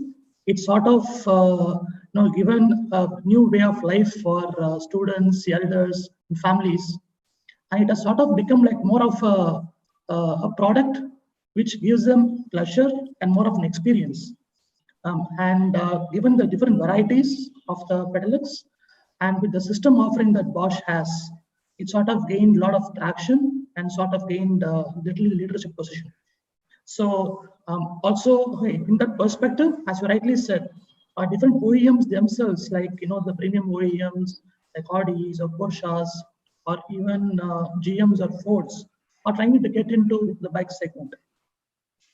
So if you look at the India story in specific, so India is a great country, and the only place where you have so many segmentation of mobility solutions. So we have two-wheelers, we have three-wheelers, rickshaws, four-wheelers, commercial vehicles, light commercial vehicles. And in two-wheelers itself, we have huge segmentation of power classes, of mass market, and high power performance, and so on. And on top of that, we have specific segments which cater to fleets. So when we talk about technology, I'll just try to delineate two different aspects. So one is the energy storage part of it, which seems to be the prime mover for electrification. The second thing is the powertrain part of it, which is the motors and the power electronics. And all of us know that the differentiation lies both in terms of what the brands want to provide as a unique selling proposition. Say, for example, the two-wheeler space in India right now is extremely clear in terms of what the brand offers. A specific brand offers a good quality as an USP. A specific brand offers a cost differentiation as a good USP. A specific brand offers high-level performance. And the same solution cannot fit all. And when we talk about differentiation in technology, so we'll talk first from the technology point of view, then we'll just interplay between technology and cost. In terms of technology, let's start with batteries, which seems to be the most debated product. And because of different geopolitical reasons and because of different reasons of investments, India currently does not have a huge play in battery as such. However, if we leave that out, we only focus on technology to provide a specific performance with the specific boundaries of a vehicle. Okay, we'll look at nickel, cobalt, aluminum, or nickel, manganese, cobalt for a battery. For a specific application, which does not care much about weight or interface, but they are okay in terms of cost or in terms of safety, we look at lithium iron phosphate. Okay.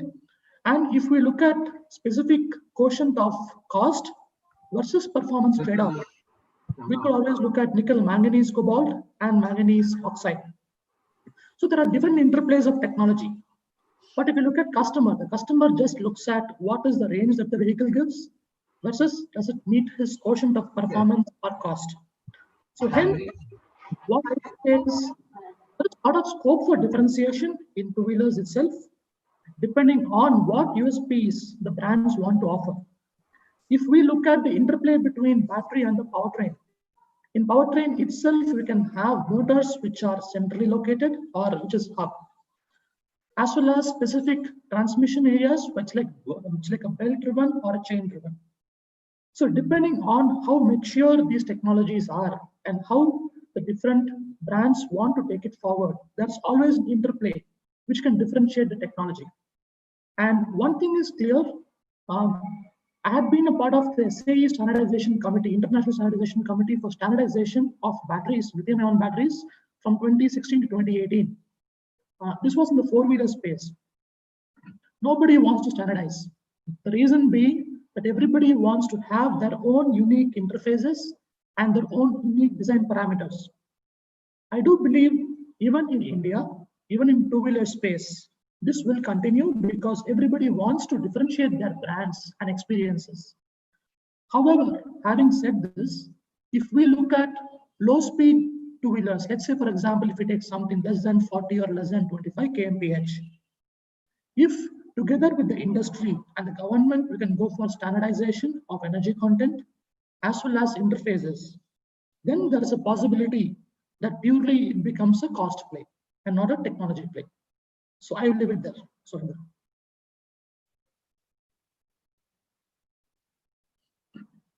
I think you're on mute. Thank you, Kanan. Your clear perspective. But for the OEMs or for the customers, perhaps we are heading differently from an engine which was proudly developed and introduced by Yamaha or Bajaj or Hero or now Hero Electric, to an engine which is bought out at a price tag and fitted into a chassis and plastics and creating a vehicle out of it. So one has to be careful from OEM side. You may go what you do. Perhaps it's more of a warning to OEMs to be careful of how much you want to use your name versus Bosch name. That's all I was saying. Thank you. The question next to Kanan and Sulaja. because you two are on two sides, one on creating great componentry, another one is creating great vehicles.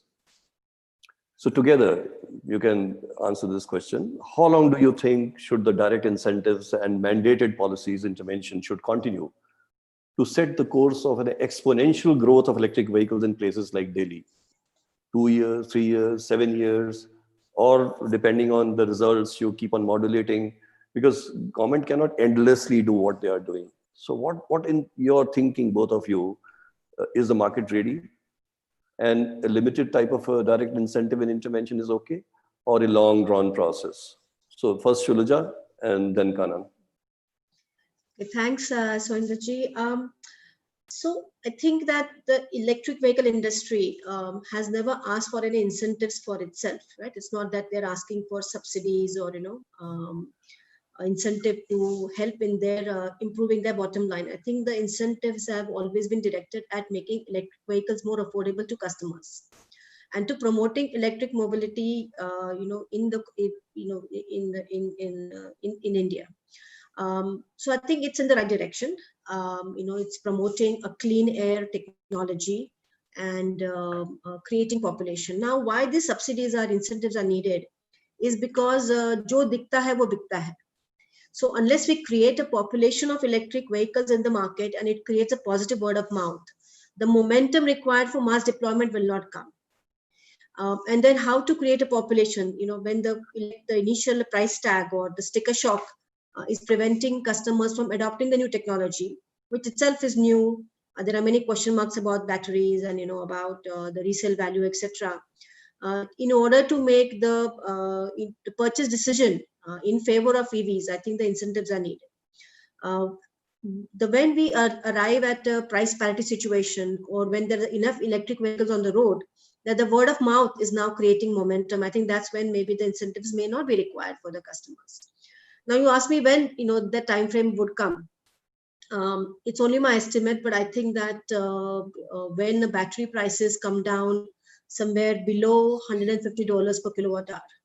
Today we are buying batteries now at around $190 per kilowatt hour. It's down from 800 or 900, and it was as high as 250 a year ago. So we are now at around 190, 195, $200. But when we are somewhere between $100 and $150 per kilowatt hour for batteries, I think that's when the sticker shock, at least for the small vehicles, 2 or 3 wheelers, will probably reduce to a very great extent. Now, when I, for example, talk about customers, let's say 2-wheeler customers, right? They want everything. They want high performance, good speed, comfort, styling. They want, a lot of range, but the price should not be higher than the ICE vehicle. So this is a very difficult task because you're giving an electric vehicle with 3 years battery loaded onto it, which is like 3 years fuel, but they're still expecting price parity. So to meet this kind of a mindset, I would say mind block almost. I think the subsidies are required till we are able to bring electric vehicles of equivalent performance at maybe a 10% premium or a 10-12% price premium, but not a 50% price premium. So I think in my estimate, this point will come in another 2-3 years. Both population of vehicles will increase, awareness will increase, and the battery prices will further come down. At which point I think there will be a massive acceleration of electric vehicle deployment of 2 and 3 wheelers without any kind of direct incentive. This is my estimate. And I think in this time, we can also look at getting the charging and swapping infrastructure in place in many places, which will also further help in creating this population. So again, jo dikta hai wo bikta hai. So we have to all focus in the next 3 years to use the policy framework available to create population of electric vehicles and the demand required. Kanan, any comments? Sure. I think Sulaja hit the nail on the head. So I just like to add a little bit more on that.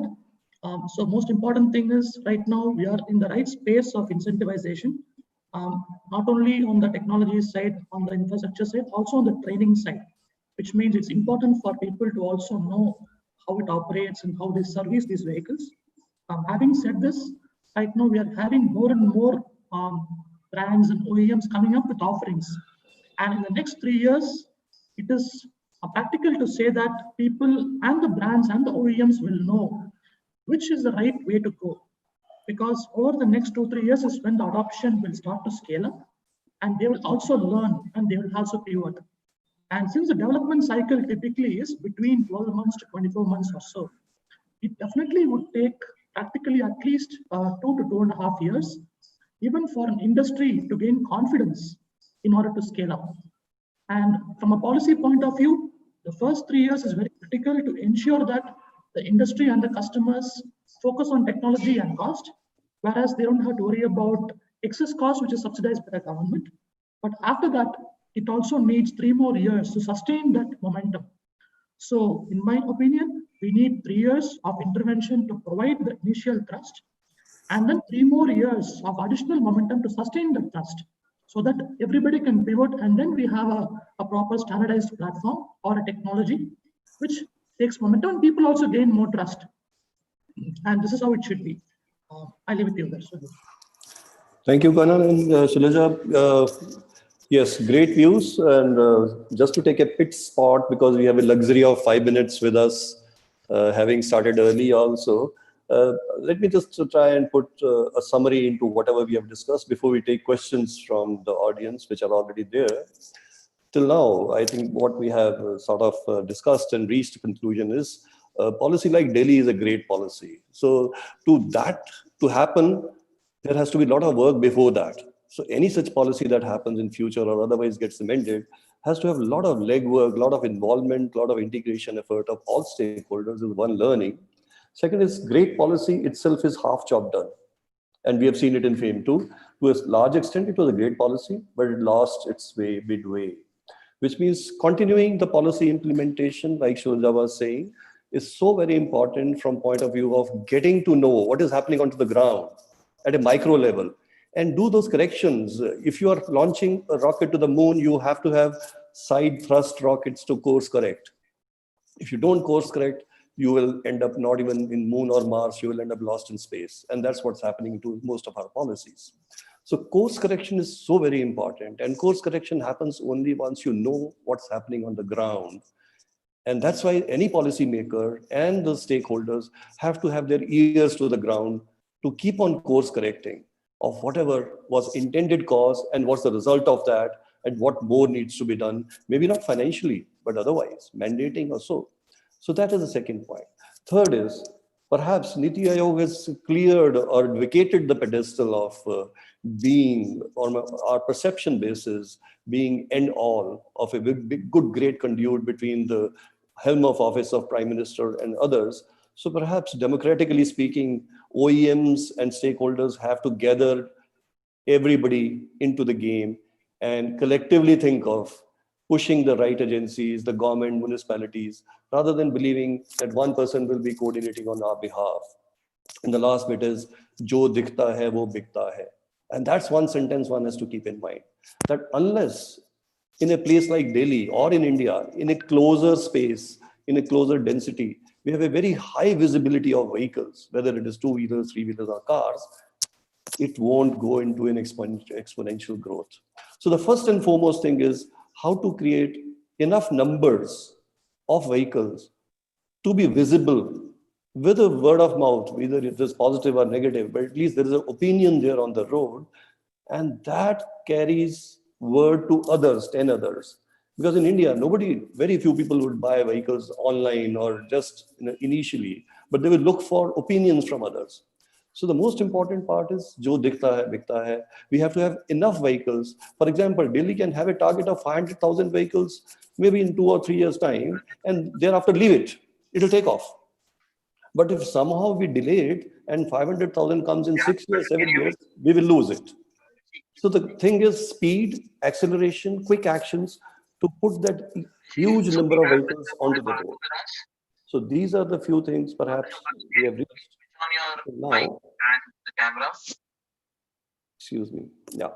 Like we have few minutes left and there are some questions, and perhaps I would read the gist of those and maybe the panel can comment over here. The first question is about, what about e-cycles?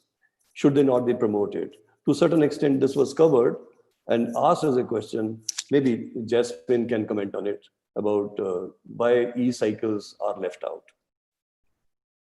So it's a very valid question. And I must say that almost 3 years back when the work on Delhi EV policy started, I don't remember any e-cycle models being around in the market. And I believe in the last 1 year especially, we're talking about double-digit actual sales figures in Delhi as far as e-cycles is concerned. So the market segment itself was very small. The offerings were very few, but the ray of hope that I see is that during this COVID, the cycling behavior has actually taken off. And to the extent that there are adequate models in the market, I see more and more OEMs actually bringing out good models. And the prices also, because what a government support to a segment cannot change the large reality. If there's a huge variance between the consumer expectation and what the OEMs are offering, then government cannot completely sort of bridge that gap. But I do see that e-cycles is a very promising segment. And on behalf of Delhi government, this is something that we are very keen to find a way in which e-cycles can also be promoted. Well, it's a good news, because if you put e-cycles, the low-speed scooters will obviously fall behind that, and you will include that also. So great. We hope to hear this from you very soon. Various. Hello. Right. Tell me, please. Yes.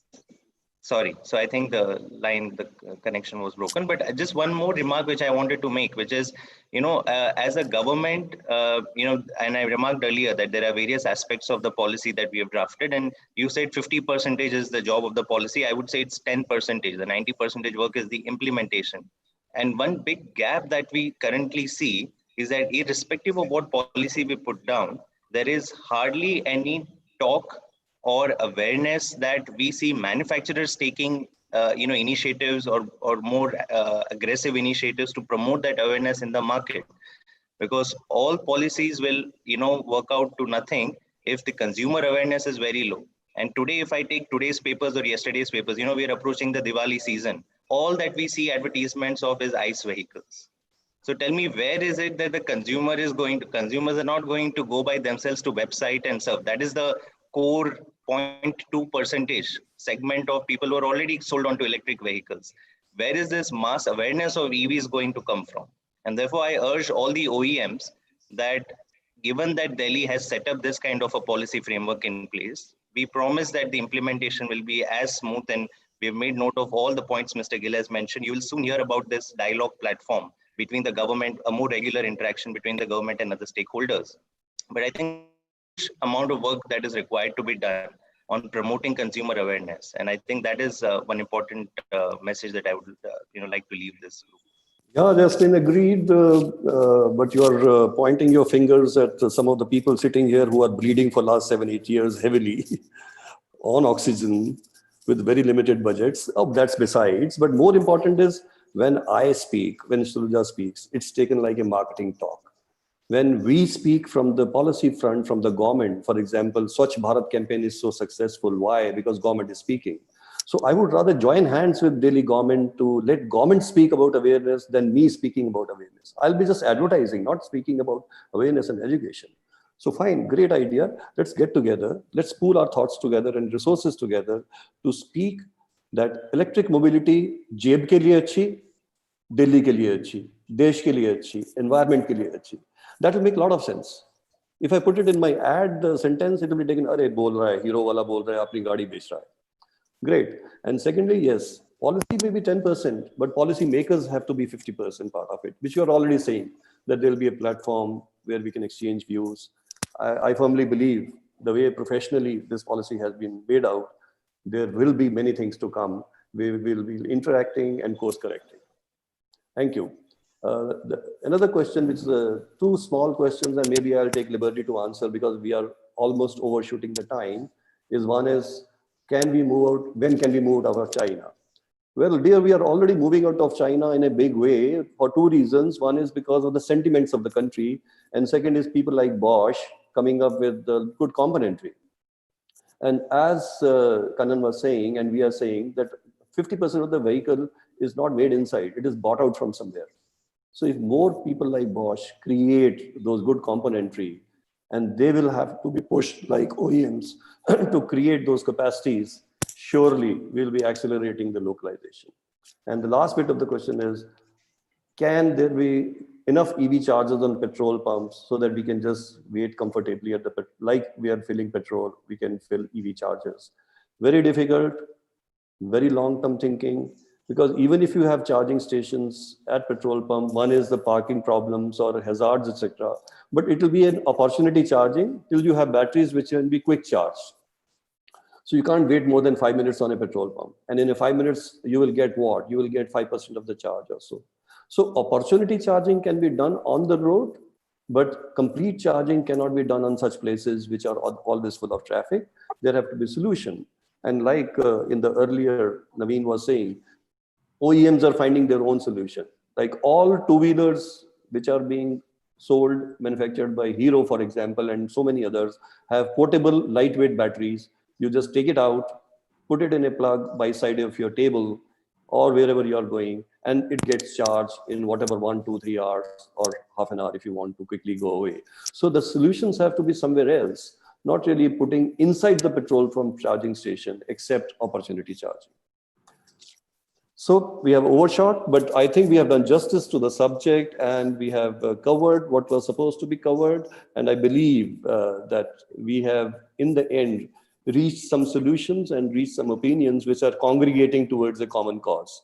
And I believe here on, we ourselves and so many other stakeholders will continue to be on such platforms along with the government policymakers and great guys like Jasmine to spearhead these type of initiatives ahead and take this country, particularly Delhi, to set an example for others to follow. Thank you so much. Thank you, everyone. Thank you. Thank you all. Thank you. Thank you, everyone. Thank you, Jasmine ji. Thank you, Abhishek ji. Thank you, Soinder. Thank you, everyone. Thank you. Bye-bye. Thank you all. And can I request panelists for the next session to be there, please? Thank you.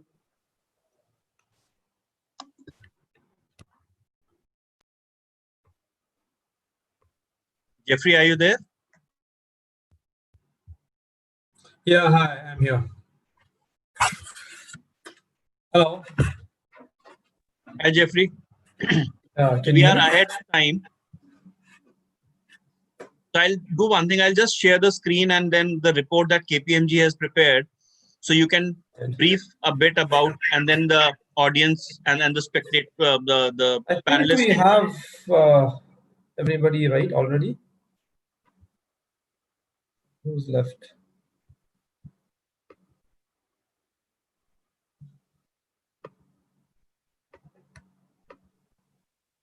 Morning, everyone. Abhishek here. Abhishek.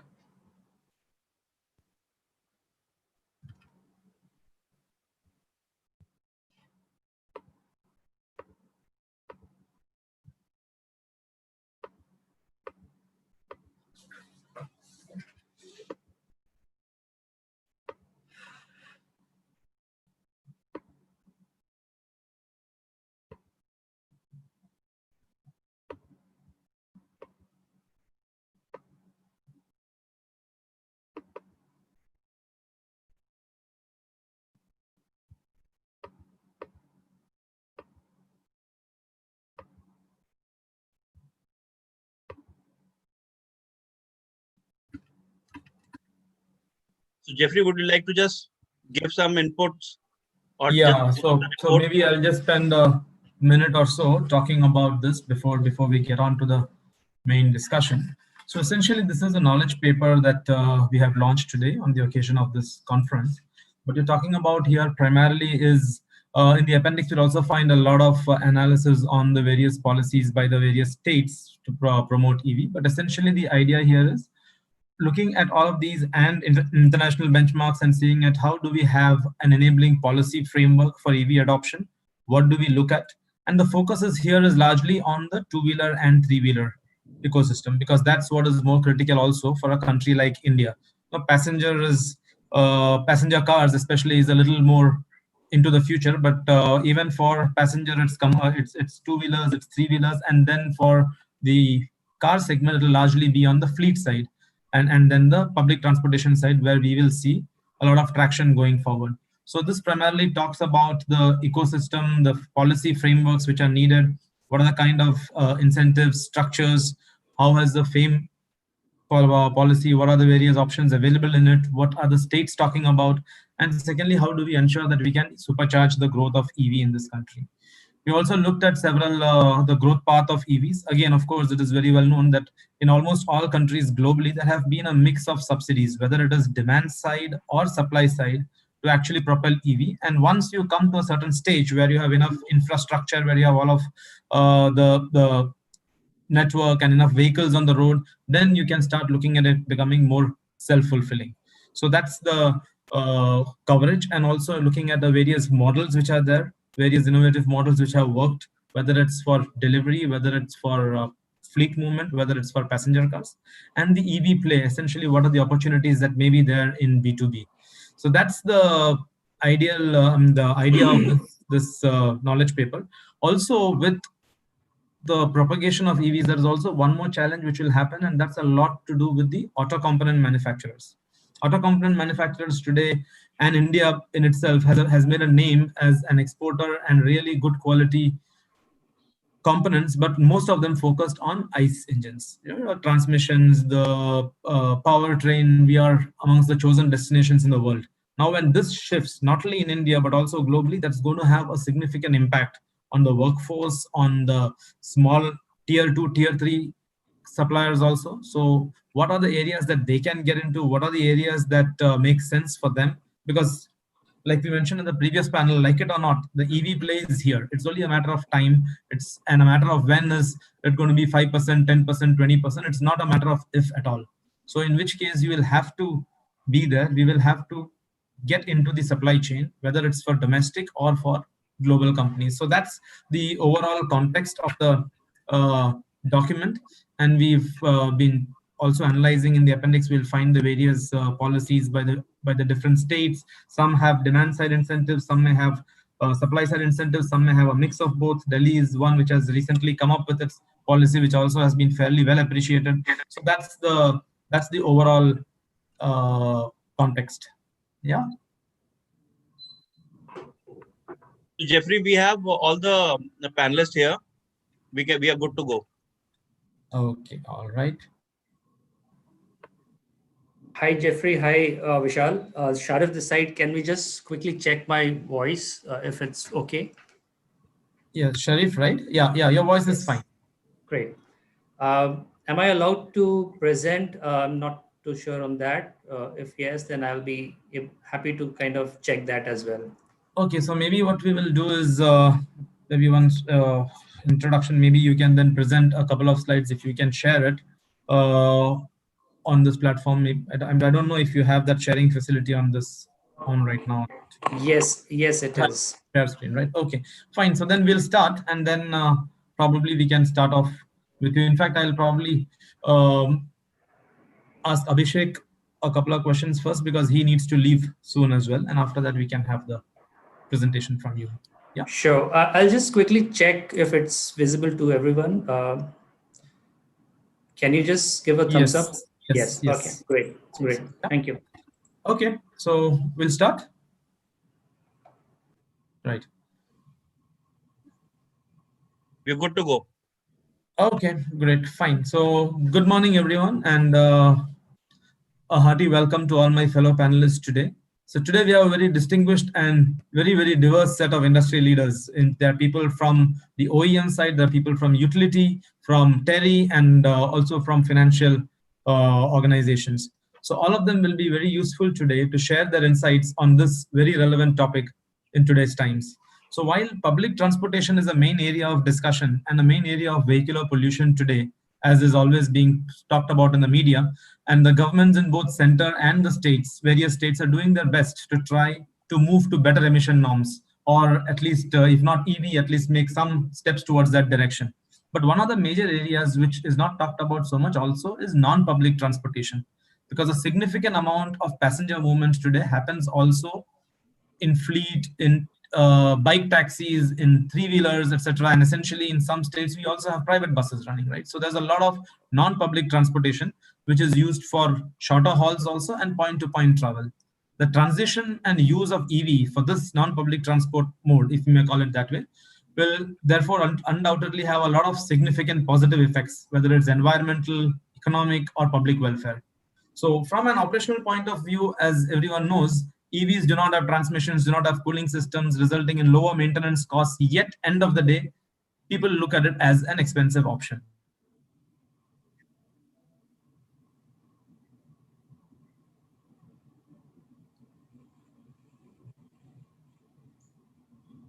Yeah, Zephyr, looks like those network challenges. Yeah, some signal issues. So Abhishek, would you like to give a small intro about BACS and about the EV thing that you guys are doing? Sure, Vishal. Am I audible, Vishal? Am I audible, everyone? Yes, yeah. Please. Good noon, exactly 12 o'clock as by my watch. Good noon to everybody, and I'm thrilled to be a part of the Delhi EV Summit. I was just listening to the previous session where CEO Hero Electric was speaking about what to make and what to do to make EVs visible. Well, exactly, that's what we are trying to do here in Delhi. My name is Abhishek Ranjan. I'm working with a power distribution utility, which is named as BACS Rajdhani Power Limited. We are the largest utility in the city of Delhi, serving over 750 square kilometers and about 2.6 million metered connections. Now, we believe firmly that the distributed energy resources are the way to go, and they're obviously coming in.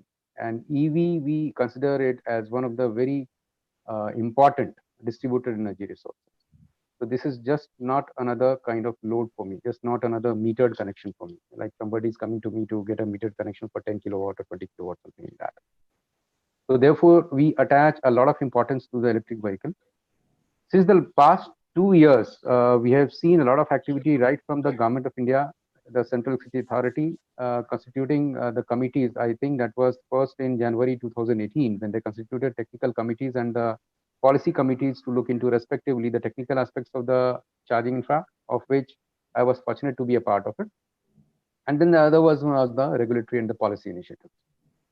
And since then, India has not looked back. FAME 1, FAME 2 guidelines from the MOP Government of India twice, that too, I mean, last one was in October. And then our own Delhi state EV policy, which was announced last year. And then this year, very recently, we had an elaborate policy and laying a lot of emphasis on the private, public, and home charging programs, and also some of those rebate programs through DISCOMs or distribution utilities like us. Now, what we have done, corporate adoption of e-mobility, that is number one. So what we have done is we have voluntarily taken the membership of EV100, that's the Climate Group initiative, the global initiative. And in a phased manner, we are transitioning to the electric vehicle platform. Since October 2018, we had inducted 9 four-wheelers into our fleet. And this year in August, we have inducted, I think, 12 two-wheelers and loaders also, I mean, three-wheeler loaders. So what we are saying is in every aspect of the operations that we do, right, from the transport of our officers to the linemen to the field staff, everywhere we are now touching and every aspect of it, and there is no looking back. That is number one. We have our own captive charging stations across our vital grid locations and our corporate offices as well for our own vehicles.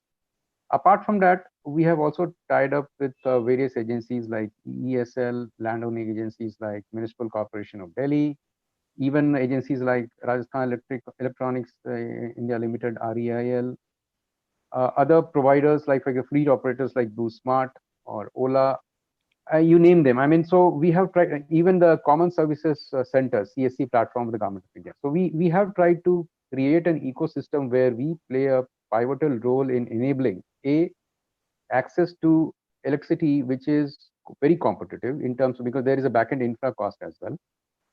B, doing active studies with these fleet operators to find out which is the area where the, if electric charging station comes in, the utility or the utilization is very, very high. And that is how we partnered with ESL and Blue Smart. And there are several public charging stations, DC01, operating in our area. And there is no looking back from that. Next is now we are very focused on two-wheeler and three-wheeler charging, because they are the major ones. Three-wheeler, in fact, is already there. We did a study, and that was released, and the report was released, I think, around 2 weeks back, about what is the take of the different stakeholders in the whole story. And then we found out that the two-wheelers and three-wheelers are the ones to be electrified in a major way. We have almost over 1,000 points in our DISCOM area, where three-wheelers are getting charged through metered connection. Now we are trying to put in place battery swappers with the help of our partners, and also the low-cost charger. So there are 3 or 4 aspects together with the Delhi Dialogue Commission we are trying to put in place: curbside charging and parking, which is going to be one of the most widespread way of doing it, low voltage and low wattage EV charging, which is going to be very widespread for 2 and 3 wheelers, even for 4 wheelers. And we believe, as per the findings of the study, why don't we enable low voltage and low wattage charging, home charging, overnight charging? And for that, we have also kindly requested our honorable regulators also to give some, for example, separate EV connection in the existing, say, household or an industry or commercial CNI consumers, etc., through a hardwired EV charger to prevent misuse. TOD, TOU rates for electric vehicle connections round the clock and round the year. So, and then we have tied up with providers like Hero Electric, from whom we purchased 12 scooters and more to come. Lohia, for example. There are many other players in the market, and I'm forgetting the names actually. So there is an ecosystem awareness. The role that we see in ourselves is about creating the ecosystem environment. Second is awareness among the public. As Mr. Gill was saying in the earlier session, that people dikhta hai wo bikta. That means people have to see something to believe, and that's what we did when we started in October 18. If you see our vehicles, we have all the posters and stickers around the vehicle to educate people, and that had a dramatic effect. So, and the next coming forward, what we are trying to do is we are trying to create a online map interactive repository, wherein we'll try to figure out on the basis, on the lines of what they are doing in, say, California or United States, some of the utilities, interactive areas where how much juice is available in the network. So that should also help the government in quick planning the low-hanging fruits, wherein these public charging infrastructure can put in place. We are also trying to optimize on the network cost. Why? Because we have found out through the study that the evening charging is going to be rampant if unmanaged, and that is going to overload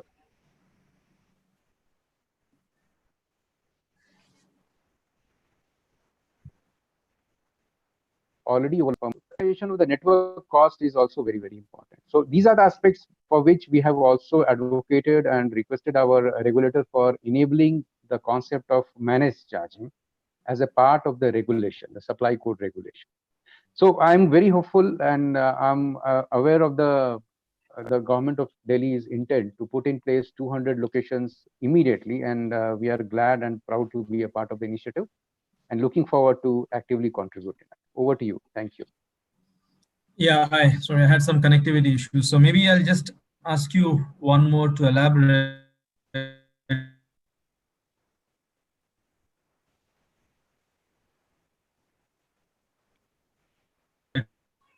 Sorry, I missed your question, Jeffrey. If you can please repeat. It seems like video is hung.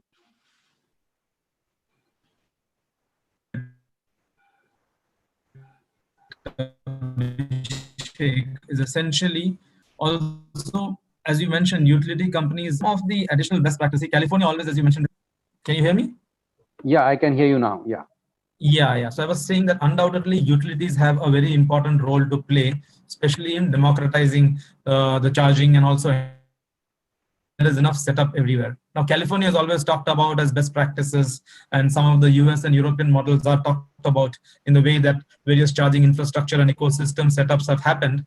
But the environment there, the kind of, let's say, even the density, all of those are very, very different from what we find in a Delhi or a Mumbai kind of a very crowded agglomeration, especially in the urban centers. So what are some of the other best practices that you think that we can leverage here particularly from charging infrastructure and ecosystem setup, where in many places you don't even really have to set up a charging infrastructure, say even for private. Sure. Can I respond to the question, please? I think Jeffrey, you remove your video because your internet is those very which came up later. patchy. If you speak only, might be okay because your video is taking too much bandwidth. Let me. Can you hear me better now? Yes. Yeah, it is better. Please repeat your last point, sir. Yeah, so I was saying, so there are many nuances which will be relevant for India, especially because we don't have the kind of space and the kind of about in many of these Eastern countries.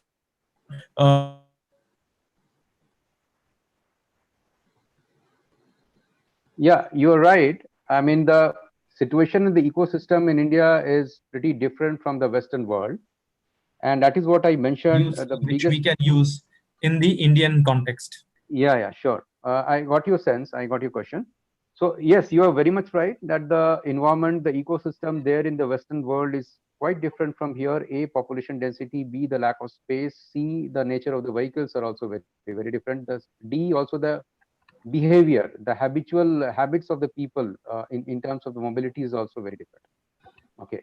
Now, all these four aspects we try to understand through the study that we did over the past 1 year, and which is captured in the report format on our website also. Now, to answer your query, yes, there are few things which can be adopted there straight away. For example, the utility can take lead in installing public charging stations in the areas wherein it is much desired, but might not be very lucrative for the private CPOs to come in. And that is in Californian language, they call it disadvantaged areas or sections, which is also approved by the CPUC, their regulator. In our case, for example, SCRC is over here. Now, the second, what we have focused more on is light electric vehicle AC and DC charging and curbside or bayside parking and charging. This is very unique to our country, our India. In Delhi also, for example, if you find out the parking lots, they're very, very crowded. And the number of two-wheelers and three-wheelers are very huge compared to four-wheelers. So specifically catering to that segment, how can you come up with, so for example, there is a Ubutricity model wherein the smart poles based charging, that is also we are trying to pilot. B is it should not be like a size of a petrol vending machine, that size of the charger. It could be a wall mount charger, light electric vehicle, maybe 3.3 kilowatt or up to 7 kilowatt, which is also good on the health of the distribution network. Not much augmentation will be required, thereby a relief to the consumer in terms of the tariff, no tariff escalation. B, due to the arbitrage opportunity existing in the grid because of the weather, nature of the weather, for example, in Delhi continental climate, there is a huge diurnal variation in the asset loading. Peak and off peak loading, there is a 50% of the gap as compared to the peak and off peak. So why can't we leverage that and utilize the current asset only to charge these 2 and 3 wheelers, because they're all, I mean, a two-wheeler, the size of battery they have, maybe 1.5 kilowatt load. Three-wheeler, maybe they can be charged at 3.5 kilowatt load. So that kind of charging infrastructure and standards we are trying to together develop with Bureau of Indian Standards and DST. And I am glad that they have also agreed to work in tandem with Delhi Dialogue Commission and Dialogue and Development Commission very recently. So to that extent, we are going to have that nuances and those kind of charges available. That is typically for Indian scenario. And space, as you know, Jeffrey, you mentioned that space is also a challenge over here. So upgrading the distribution infra just for those 3 or 4 hours of evening charging is a problem. So therefore, we need to have overnight or off-peak charging, and that too coupled with the say off-grid or distributed energy resource or solar-powered charging. So these are some of the nuances we are trying to work on, Jeffrey. Jeffrey, I think you said that Mr. Abhishek will be leaving early.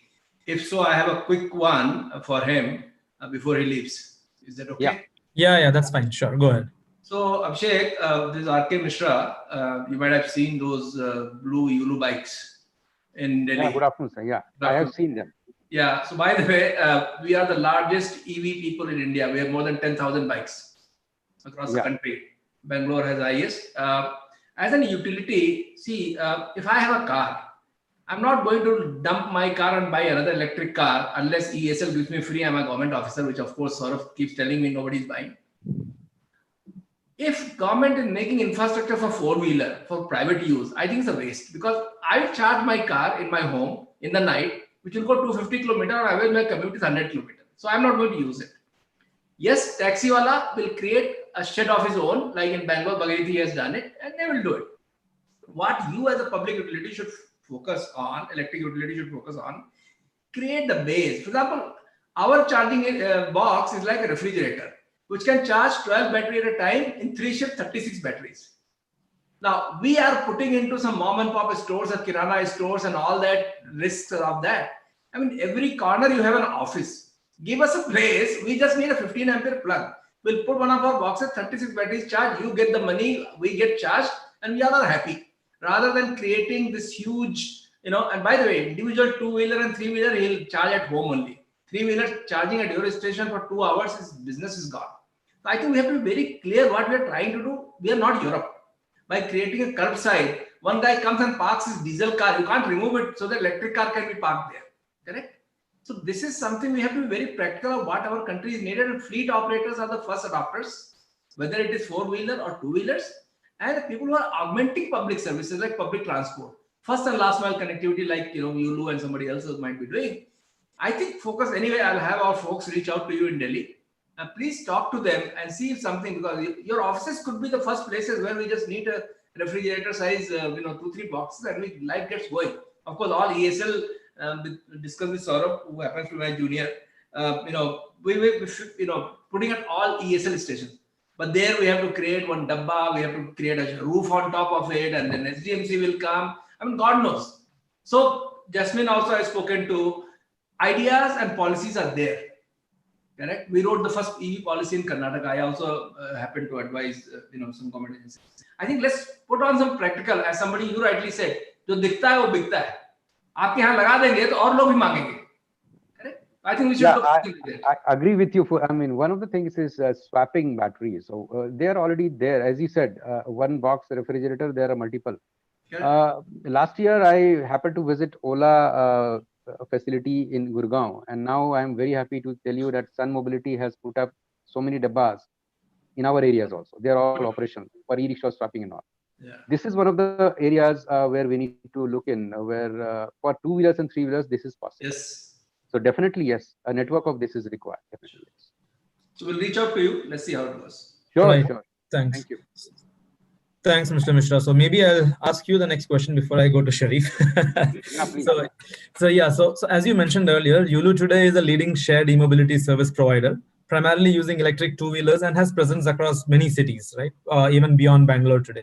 And you are trying to integrate urban e-mobility solutions together also with public transport. Yeah. As a result, there's a lot of engagement that you have with stakeholders in the city, state, and central governments, whether it is towards having sustainable mobility policies on public bike sharing or electric mobility. So in your view, what has been the response and what should be the focus of the adoption of EV in India? As you mentioned, I completely agree with you that subsidizing me or you for our private cars is not the maximum value for buck. No. For the buck, two ways. One is the charging itself is a different issue. I mean, each one of us will have to have our own parking spots and charging there. And secondly, we might go 20 to 100 kilometers at max in a day. Right, so that doesn't really address the full issue also, which is of vehicular pollution, which is the biggest constraint which has come in, or of the import of petroleum. So in your case, what's the focus areas for the government to actually promote the largest and fastest adoptions for EV in India? So it's very simple. I think it was very good that charging infrastructure to me right now is a problem, but it's not the biggest problem. The government FAME 1 was fine because where they included even these two-wheelers and low-speed two-wheelers, which potentially could become the fleets as a subsidy. For whatever reason, I think somebody decided, and I think maybe the OEMs might have gone and lobbied, because all OEMs were trying to make 1 lakh plus scooters, or now even lesser. They thought individuals will go and buy them. Unfortunately, I'm not going to throw my Hero Honda or Honda Activa and buy a new one unless I have to, because these are used by the people who are very sensitive to the price. So I think it was a wrong policy. Of course, now we have reached out to Niti. We have reached out to Mr. Mathur, who happens to be very, very positive about it. So government needs to realize who is the first user of EV. I think to me, fleet operators are the first ones, and they can buy in bulk. If Yulu with his own money, equity money, we have bought 10,000 vehicles. And by the way, nobody makes those vehicles in India, unfortunately. OEMs are making something which is not selling, and what is selling they are not making. So that's number one. And of course, Heroes and Bajaj now, of course, Yulu has a Bajaj as a strategic partner. Bajaj is actively doing it. So one is that. Second, government needs to potentially giving me who can buy a 20 lakh car, 5 lakh as subsidy is a waste. I think it's a waste of national resource. It should be given with that 5 lakh subsidy, 20 Yulu can be subsidized to 10, 20, 30%. Or that kind of size, I am telling. Third, this, by the way, what is public bike sharing? So public transport, you rightly said, is metros and buses. But what happens, by the way, in Tokyo and Hong Kong, there are 22,000 passengers per hour. Delhi has only 9,000. Doesn't mean our trains are any less or population is less, because people are not able to reach metro station easily to be able to use them because density is very low. Tokyo, you have every 500 meter or 1 kilometer metro station. Delhi may not be that situation, at least right now. So you first and last mile connectivity will also attribute and add to the public transport. And only way to reduce pollution is by more use of public transport, which is usually, mass rapid transit. And when the buses, Delhi has CNG and hopefully electric soon. So first and last mile connectivity and fleet. For example, why can't government mandate that every Ola and Uber over 10 years, every car has to be, electric, but every year 10% you change. How about the school buses? Bangalore alone has 13,000 school buses and BMTC has only 6,000 buses. Why can't they say the school, and schools have space to park them? School buses run only 30 kilometers. So they can have a very small battery, correct? So the faster adoption will happen. Fleet operators, likes of the Ulus and Olas and Ubers, mandate it. Ola and Uber, 10% of your fleet has to be electric. Incentivize these, micro mobility like Ulu for the first and last mile connectivity. Make the school buses, which are one of the biggest, and they run only 30-40 kilometers, have a place to park. Schools have big connections. Charging is not a problem, and battery doesn't have to be like a 250 kilometer distance battery. It can be only 50 kilometer. Small battery, low cost. These are the three things which are of course given to Mahua, given to Niti Aayog, and also given to Mr. Gadkari's ministry. These need to be done for fast, that only when that's how China started. China started this way only. First they went for the public transport, their buses and all, and then they promoted the small vehicles, which are used for not personal use, but used for public use in terms of delivery, in terms of these kind of first and last mile connectivity. And I think India can simply follow that playbook and go ahead. I don't think India, you will have 3 million electric cars selling in a hurry.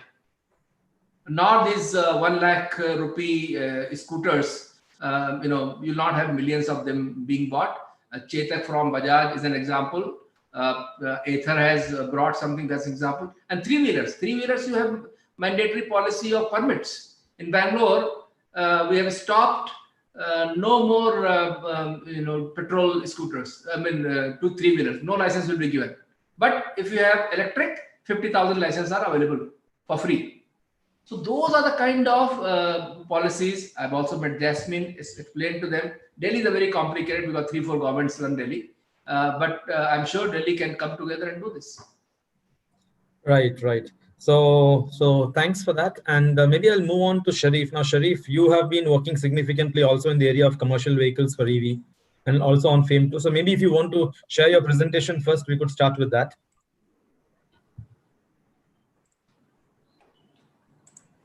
So thanks, Jeffrey, and thanks to CII for giving this opportunity. I hope that the presentation is visible. Yes, it is. So I'll just give a brief background of what we do and then move on to the presentation. Picking up some of the points from Mr. Mishra as well as Mr. Abhishek, who spoke previously. So I'm Sharif Kabar. I'm Associate Fellow and Area Convener at Center for Sustainable Mobility in TERI. We have been engaged in a lot of work related to electric vehicles, primarily on the commercial side, as well as on the public transportation and 2-wheeler and 3-wheeler side. I'm leaving out 4-wheeler, so that is one area that we have not been engaged much. So in the commercial side, we are doing a study, and the report is expected to be launched next month, hopefully, where we covered Delhi, Bangalore, and Surat as key states, covering 5 case studies there. In Delhi, we studied about the unorganized movement or the sector in the movement of vegetables and fruits in Delhi from key mandis like Azadpur and Okhla. We did a survey there, and we have finding on that, and will be published in the report. In Bangalore, we studied the organized sector in terms of the e-commerce industry and the organized logistics service providers, as well as the India Post, which delivers letters and parcels to the people. In Surat, we understood the movement pattern of the solid waste management services, as well as the textile movement within the city boundary. So with that, that is on the commercial side. We are currently modeling electricity load curve for Delhi when and when electric vehicles kind of come into the picture. So what is the projections around that? We are doing that.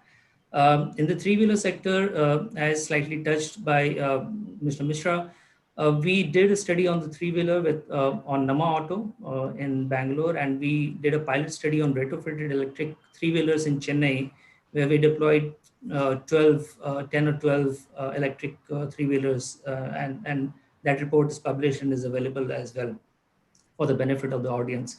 On the two-wheeler side, we did a study on the taxis front.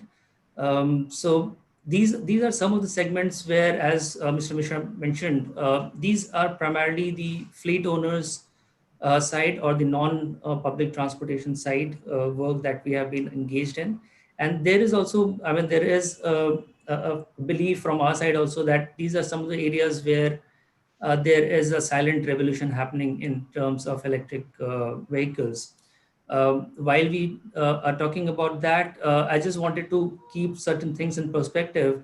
And coming back to the slide, where we see that the growth of registered vehicles in India has kind of zoomed from 128 million in 2010 to 253 million in 2017. And if you look into the share, the devil lies in the detail here. The bus segment, which is a minute segment in this, I'm not sure if you're able to see it. It accounts for about 0.7% of the total registered vehicles. So that is a very, and the share is declining. So what we need right now is more of buses and not just electric buses, so to say. So this was about that slide. So the next slide basically talks about, the convergence of objectives both from the government as well as the market. We have seen in the FAME subsidy, the utilization or the expenditure, which is roughly about 2% of the total number of subsidized vehicles that was envisaged. So it's a far way to go in terms of the electrification target that we have. 30% at 2030 is the target that India has set. Now, if we look at the current trend in terms of the EV adoption, you'll see that 100% EV share in new sales could only be achieved by 2050 and not before that. So it might just be too late for the entire world in terms of climate change, the pace at which it is happening. So we need to really move fast on this strategy of electrification. In the commercial vehicles segment, I'll come back to this on the CV side. Some of the key findings that we have, and I can share with the audience as well. TCO for electric three-wheelers is much better than the electric four-wheelers. Of course, there are limited range which is there in the four-wheelers market. And the potential areas which are the low-hanging fruits in this sector would be postal services, waste management services, and the third-party logistics services, where people like Let's Transport and Udan and Porter, these could play a significant role in EV adoption. Notwithstanding, there are players like Flipkart and Amazon who have guaranteed certain percentage of their partner fleet to be electric vehicle in the coming days. And in terms of EV three-wheelers, while we discuss this with a number of stakeholders, we feel that it has a potential of 90 to 100% share in total sales by 2030. So that is one area, as I mentioned, is leading a silent revolution in this aspect of electric vehicles. In the two-wheeler last mile delivery, again, there is a huge market. And this sector, with slight nudge from the government, as also to the players who are engaged in delivery, be it Amazon or Flipkart or Big Basket, or the Swiggies and the Zomatos. So this sector has a huge potential in terms of electric vehicles. So I think with that, I would end this presentation. And if, in case Jeffrey or any other participant has any question, I will be happy to take it. Thank you.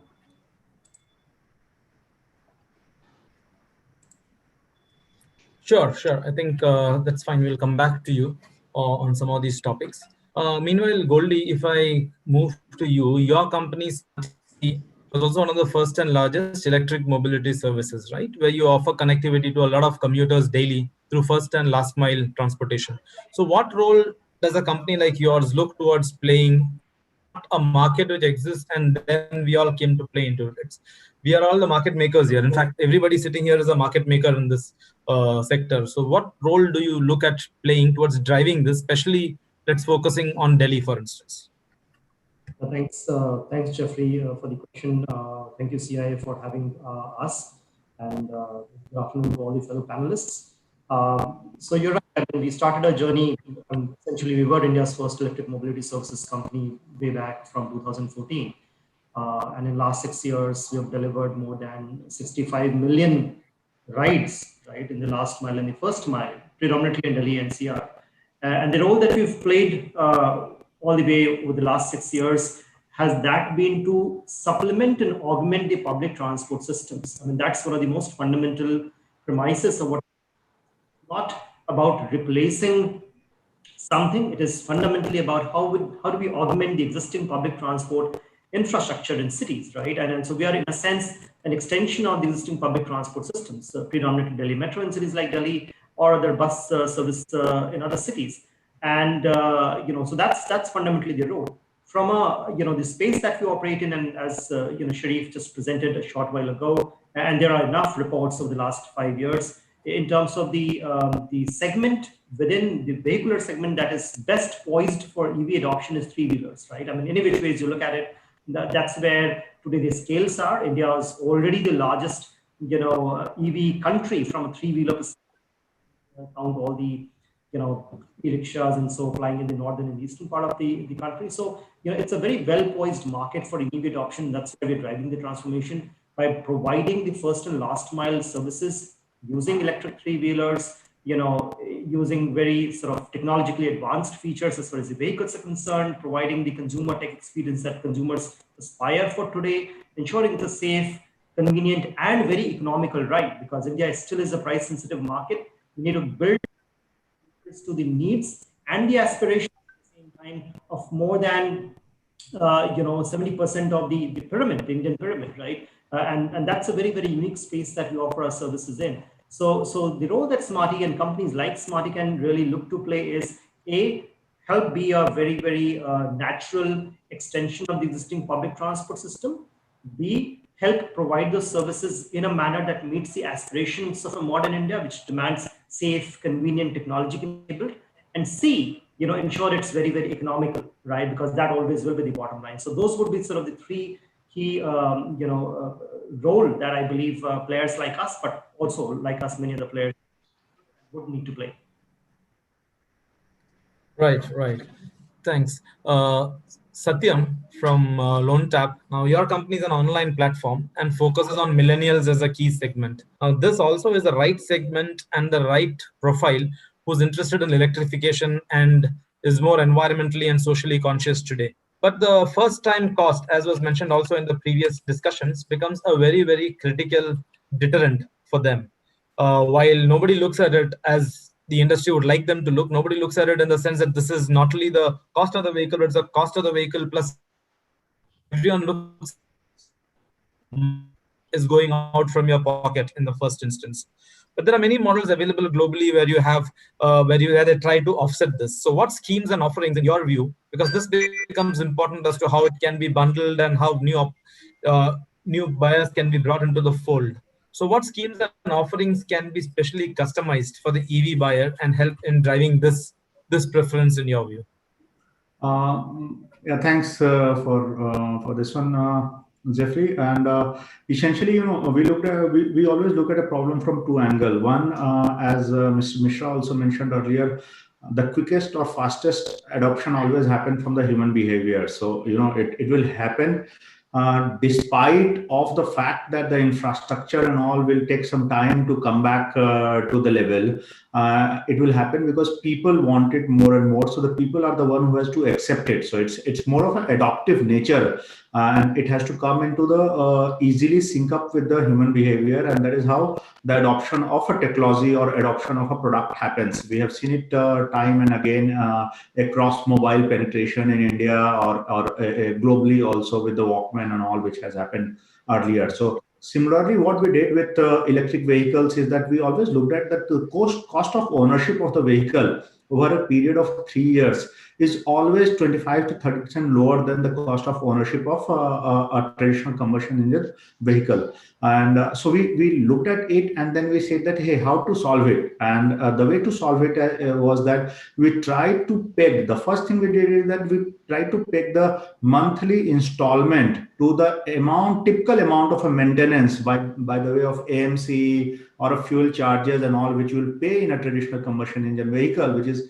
typically comes to about 3,500 to 5,000 rupees, depending upon how much you commute or the kind of vehicle that you own or comes to your lifestyle. So this is what we pegged, and we tried to bring down the installment itself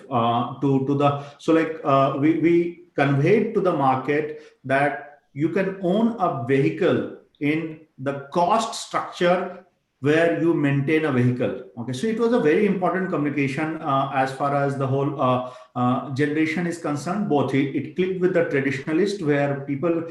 So we see in cities like Delhi and all, it's not only the younger guys who are doing it. We also see city commuting categories also using electric vehicles. So this is what we did with the city commuting categories, where we said that out of 3,500, you can own a vehicle by spending this much in installment instead of paying it in maintenance and fuel charges. That is the first thing which we did. We also worked with some of the providers, like some of the Bangalore-based institutions, where we said that we will try to do it in leasing pattern with a buyback assurance from the manufacturer, where the manufacturer says that 3 years down the line, I'll be able to buy back the vehicle. That essentially means that the customer doesn't have to pay towards the vehicle cost in full. The customer only has to put maybe about 40 to 60% of the vehicle cost, and the remaining will be only the interest servicing of the amount initially funded. So both combinations worked in favor of quick conversion as far as the customer itself was concerned for the loan. And that was the biggest change which we brought into the system. And now we feel that it's more about that each of us have to be convinced about the segment, and we have to go about communicating the benefits of the segment. Pulling back a bit and talking about the segment itself, most of the people in cities like Pune, cities like Delhi and all, the segment which owns the city commuting segment commutes actually less than 12 to 15 kilometer to work. Okay, they don't go. I mean, typically 6 kilometer distance to the work for the mass 50 to 55% of the segment.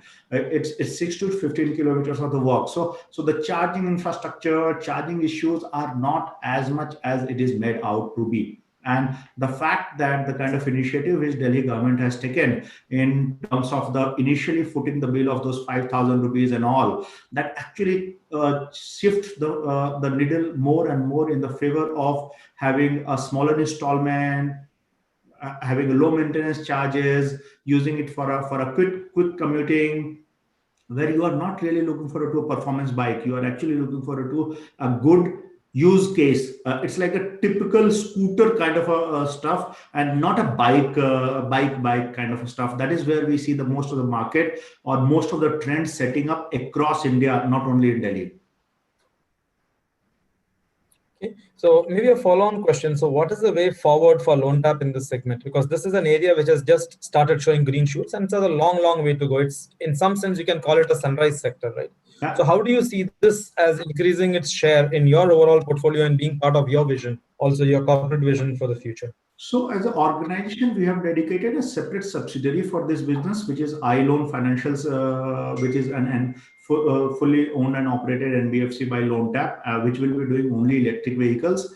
And unlike a core focused organization at the top, which was on the top 7-8 cities, which is where the most of the credit demand comes or a consumption happens, this organization is currently present in 28 cities in India, and we look forward to tap the entire urban or semi-urban markets across India. So you'll be surprised to know that the number of vehicles sold by a dealer in Bangalore, Pune, or a dealer in Gurgaon or Delhi, and the number of vehicles sold by a dealer in Lucknow is almost same. Okay, so it is not a phenomena only of the top cities and in those categories. So like we saw a category like Hawaii getting charged on the road. Okay, near the Jhuggi Jhopdis or near those hutments or the gaons that we, or a pet area that we call in the local lingo. So it doesn't require those elaborate charging policies and all that may be needed for the premium end of the car segment and all the stuff. So we are not really looking forward to an infrastructure as a bottleneck. We say that it's more about market. The benefits has to be communicated to the user segment, the right user segment, which is and so we just expanded the city. Right. So thank you, Satyan. So that leads me naturally to my next question to Mr. Mishra. So now he also mentioned about a lot of focus and an equal amount of sales in tier 2, tier 3 cities. A lot of focus till now by every mobility provider has also been on tier 1 locations. There are certain inherent advantages which tier 1 cities offer for sure, whether it's the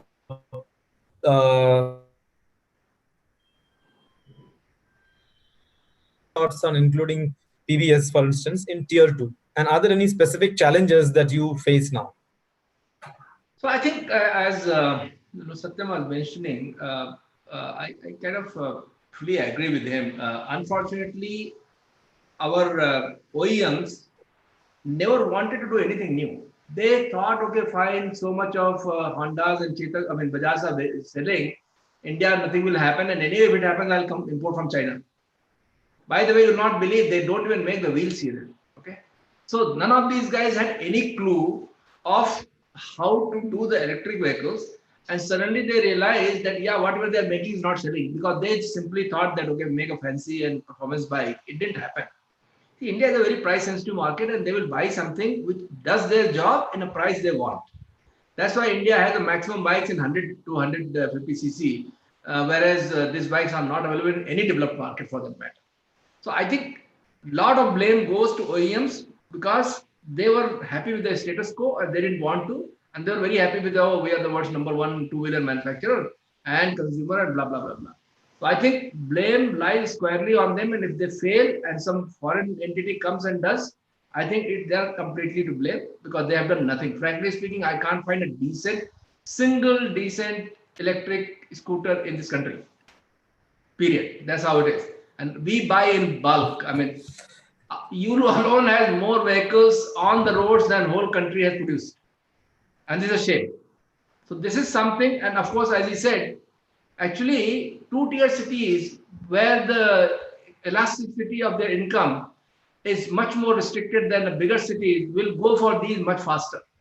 But they will not go to Ranchi, they will not go to Lucknow, they will not go to Bulandshahr. They want only Delhi, Bombay, Bangalore and all that, which is not going to happen. Because these guys, mostly these companies are service-driven economies, salaries are higher, they will potentially buy something which is fancier.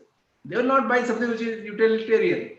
So utility essentially is more in smaller towns. So I think I fully agree, and Satyav, if you are interested and you want to have a bulk loan deals rather than chasing each individual buyer, please reach out to us. We'll reach out to you, and we'll take in thousands. Okay. Right now we are using equity money. We have worked out economic model where we are more than able to pay our EMIs. Actually, we are cash positive on our operations, and which is another misnomer that you can't make money in this business. Correct. We don't want to buy on our equity. Obviously, it's a most positive. Yeah, we are gross margin positive. So essentially, people think that this is something which will not make money. It does make money. You can service those. This is, of course, equity finance is the most expensive finance. We don't want to do that. So far, we did that. So I think I fully agree with you. And the only way to go is go mass, and don't worry about class. Class will take care of itself, and provide these quality vehicles.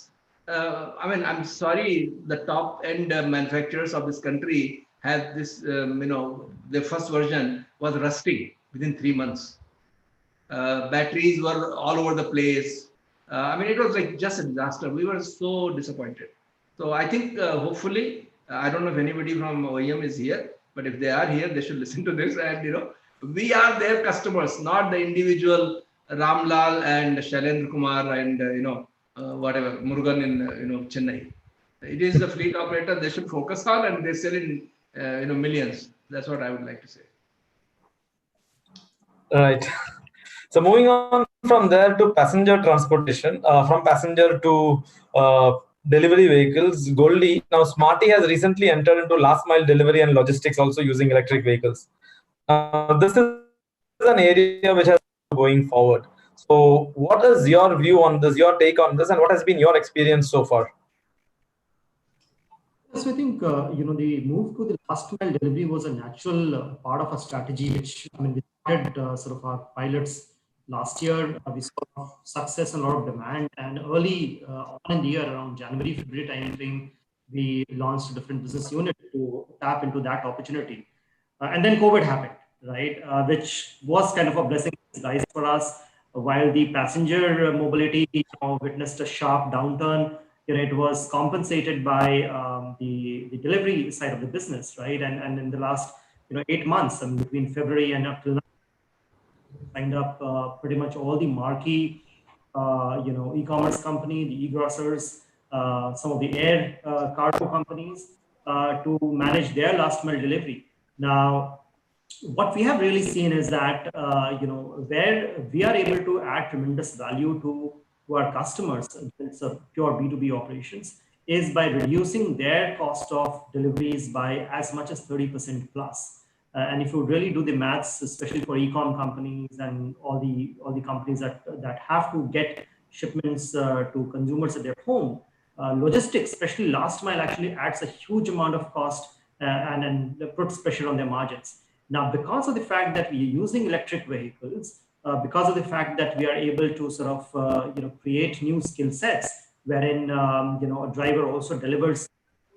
Because it's a electric vehicle, which is electric three-wheeler, the load carrying capacity is much higher, right? Those efficiency become so naturally evident that it's almost, I would say, irresistible for any e-commerce company today to say no to electric vehicles, right? If anything, there's a very, very clear mandate. If you look at both Amazon and Flipkart, who are the largest, right? They've made their intentions very, very clear, and we are glad to be working with them. So for us, it's been I would say, a very timely, diversification strategy to ensure that, we are also in delivery. We are already India's largest, one of the largest, if not the largest. There is no metric to, we're doing about 1.5 million shipments in the last 8 months, from the time lockdown really started, and that number is just constantly growing up. So we are absolutely bullish about this space we are in. We are confident. We are today offering our services in all the 4 cities of Delhi NCR and 5 cities outside Delhi NCR. All of this growth has happened in literally the last 8 months, right? So an absolutely phenomenal space to be in. And the good thing about, again, the last mile delivery and mobility, and given we have strong presence in both, is the common the common factor is the infrastructure. Given we've built India's largest EV charging infrastructure, a captive charging infrastructure across 10 cities, right, with more than 1,600 vehicles that can be concurrently charged, right, and few hundred that can be swapped. It gives a very unique I would say, foundation for us, right? So for us, it's very, very easy to balance it out wherever more mobility vehicles, wherever delivery demand goes up, we add more delivery vehicles, but the infrastructure remains the same, right? So that allows us a huge degree of, I would say, flexibility, huge ability to address clients' demand. I mean, we have gone live in 4 cities in last 6 weeks, right? So we've launched Kolkata, we've launched Pune, Bangalore, and Mumbai is going live next week, all in a space of 4 weeks because we invested in infrastructure upfront, right? So, you know, so that allows us the ability to really scale up very, very quickly around the country. Right. So I think we are nearing the end of time, but I would like one closing comment from Sharif here. So Sharif, you have been involved a lot and have studied the FAME policies and their actual on-ground implementation, right? So this makes you adequately qualified, I think, to comment on what was right, what could be better, what was intended, and what eventually happened. So given the poor disbursement rate under FAME 2, what do you think are the ways to increase the offloading of funds for the remaining months, 18 months or so? Should DHI do a course correction midway and increase the share of the non-passenger segment? Are there other options that they should do to make sure that this really works out? Exactly. So there are a couple of points on this, Jeffrey, and thanks for asking this, putting this across to me. So there is definitely a need to course correct. We are exactly in the midway between, you know, when the FAME 2 started and when it's going to end. We need to really critically analyze in terms of what are the sectors that are taking off, you know, naturally or organically, and therefore divert. It could happen from the 4-wheeler sector to 3-wheeler sector, which is the most promising sector emerging from this, you know, all these studies that we have done. So that is one. The second is that, you know, the dependence on subsidies. This was also highlighted in the previous session when I kind of heard eavesdropped on that conversation. Is that, you know, the dependence on how long are you going to, you know, rely on government subsidies? These markets really need to come up on their own. The TCOs will function out in terms of, you know, the economic operability in terms of some sectors that we have analyzed, and therefore focus on those sectors to really build this economies of scale. Jeffrey, thank you. Right. So I think we are towards the end of the session, but clearly on the environmental side, whether it's electric fleets in metropolitan environments, it is indeed an enormous opportunity for significant improvements, whether it's in GHG contribution reductions, noise reductions, or even urban heating. So, but Delhi in particular has also received a lot of flack regarding air pollution, and whether fairly or unfairly, all this blame has come down to vehicles. Now, Delhi and some of the other cities and states have taken upon themselves to make sure that this perception can be corrected and can be changed, but in a pragmatic and practical manner. But net, what we understand is it's not only the government, but everyone on this panel has also articulated clearly the role that we can also play to make sure that the EVs are promoted and we can live in a far more sustainable world than the one we are inhabiting today. So several European cases show this is possible, and technology is also fast today narrowing this gap, this biggest bone of contention between a traditional vehicle and an electric vehicle, thereby giving an unbeatable value proposition. Until then, we also have, whether it's financing, whether it's a number of other options, to make sure that the brunt on the pocket is lightened. So I thank each one of you again for taking out your time and providing valuable insights on this topic. Thank you, everyone, and look forward to engaging in the future as well. Thanks a lot. Thank you. Yeah.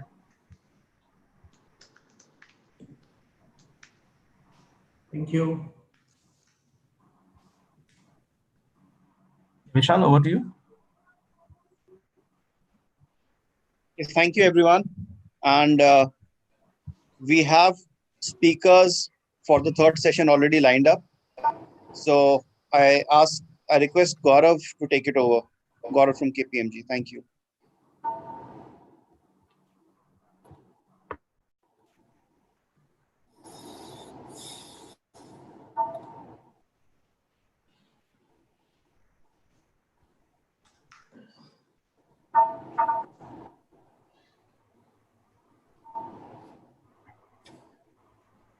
Gaurav, am I audible? Yeah, I think I can hear you now. Is it? Am I audible? Can I? 1 second. Yes, please. Yeah, you are audible, and we have Mr. Piyush Prasad here, and others to join. We are actually running ahead of time. Yeah. So I'll just get other speakers also. They're logging in. Yeah, no problem. I think the time is 1 o'clock, so maybe they would be joining in.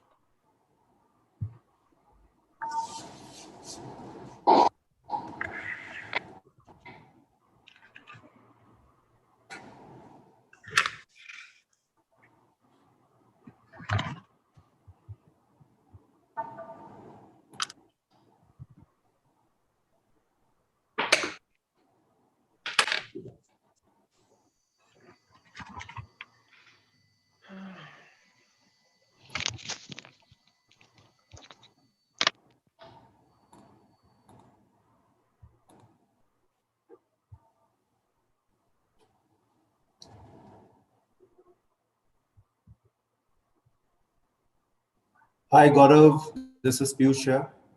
Hey, Piyush, hi. How are you? I'm good. I hope I'm audible. Yeah, you are audible. Nice to see you. Good. You look younger than your WhatsApp image. I do. No, I need to remove my beard to look younger.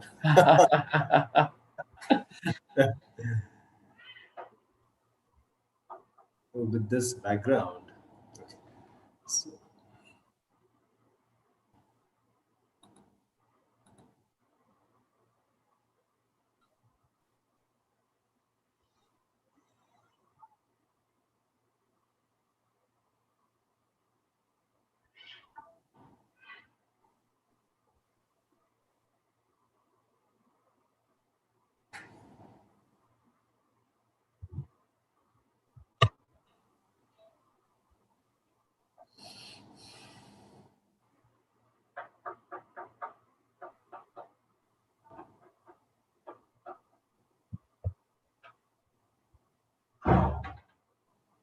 Thank you.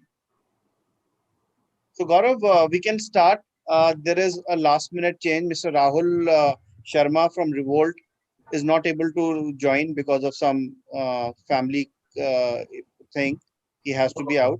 And Mr. Shreyas is joining. So we can start in the meanwhile with other speakers. Okay, other panelists. So I hope we have Chetan, Manny, we have I can see Manoj. Manoj Khurana has just joined in.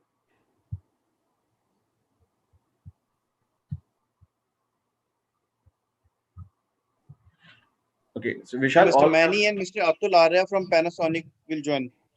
Will join. Okay, so should we start or wait for them to join in? Maybe another couple of minutes.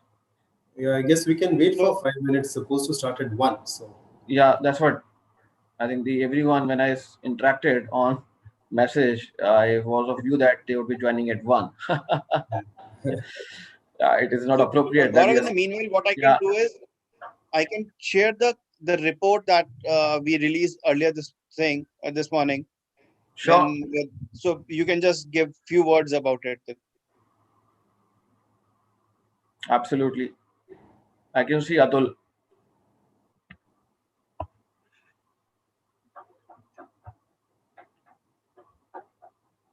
Do you want to put this on the screen, Vishal, if you don't mind?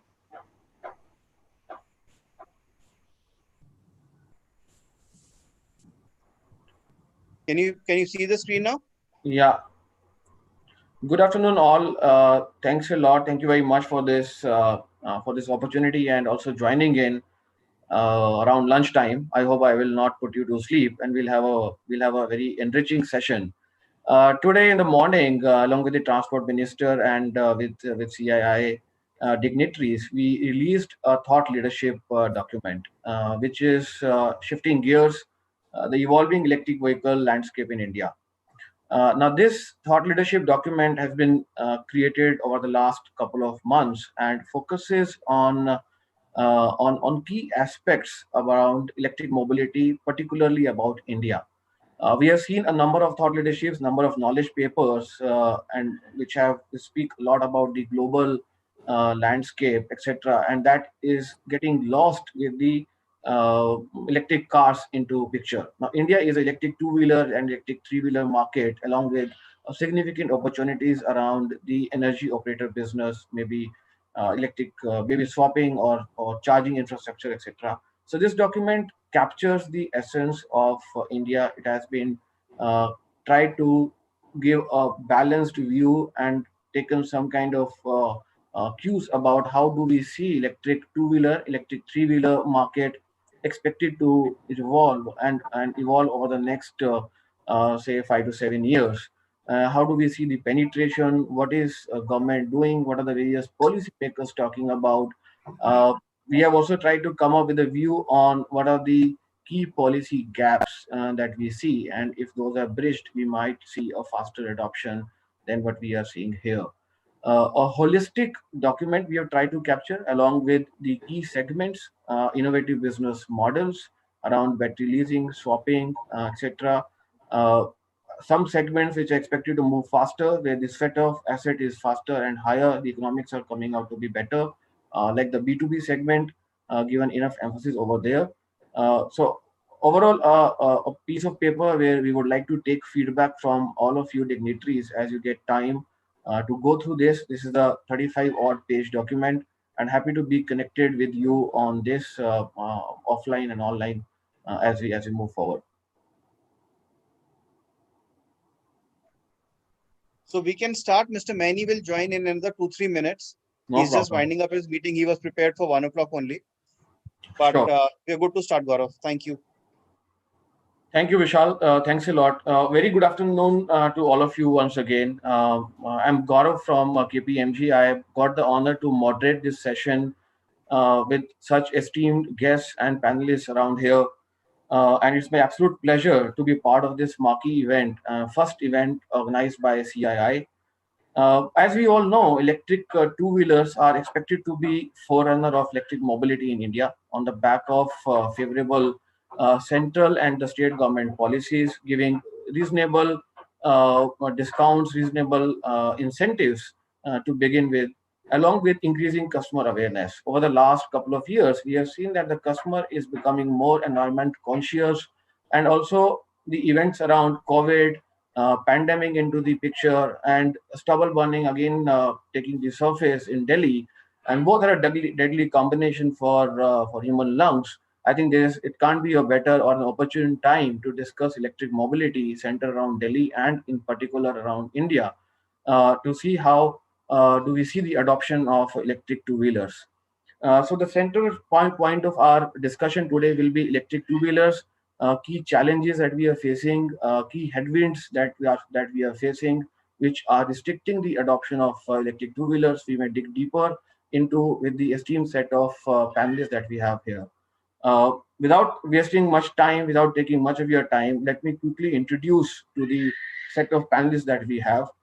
Here we have Piyush Prasad, who is National Business Head from Hero Electric. We have Manoj Khurana. He's Chief Executive Officer of a niche consulting firm, New Mobility. We have Mr. Chetan Manning, who will be joining us shortly. He's a technocrat, co-founder and vice president, Sun Mobility. We have Mr. Atul Arya, who is in a leadership role and Head Energy Business Division for Panasonic. We have Mr. Shreyas Shivulal, who is a founder and director with Misalio, a leading cutting-edge electric mobility firm. Welcome all. Thanks a lot for taking out time and joining me on this panel discussion. Let me open the round first before we dig deep into the questions and we start doing more talking around this.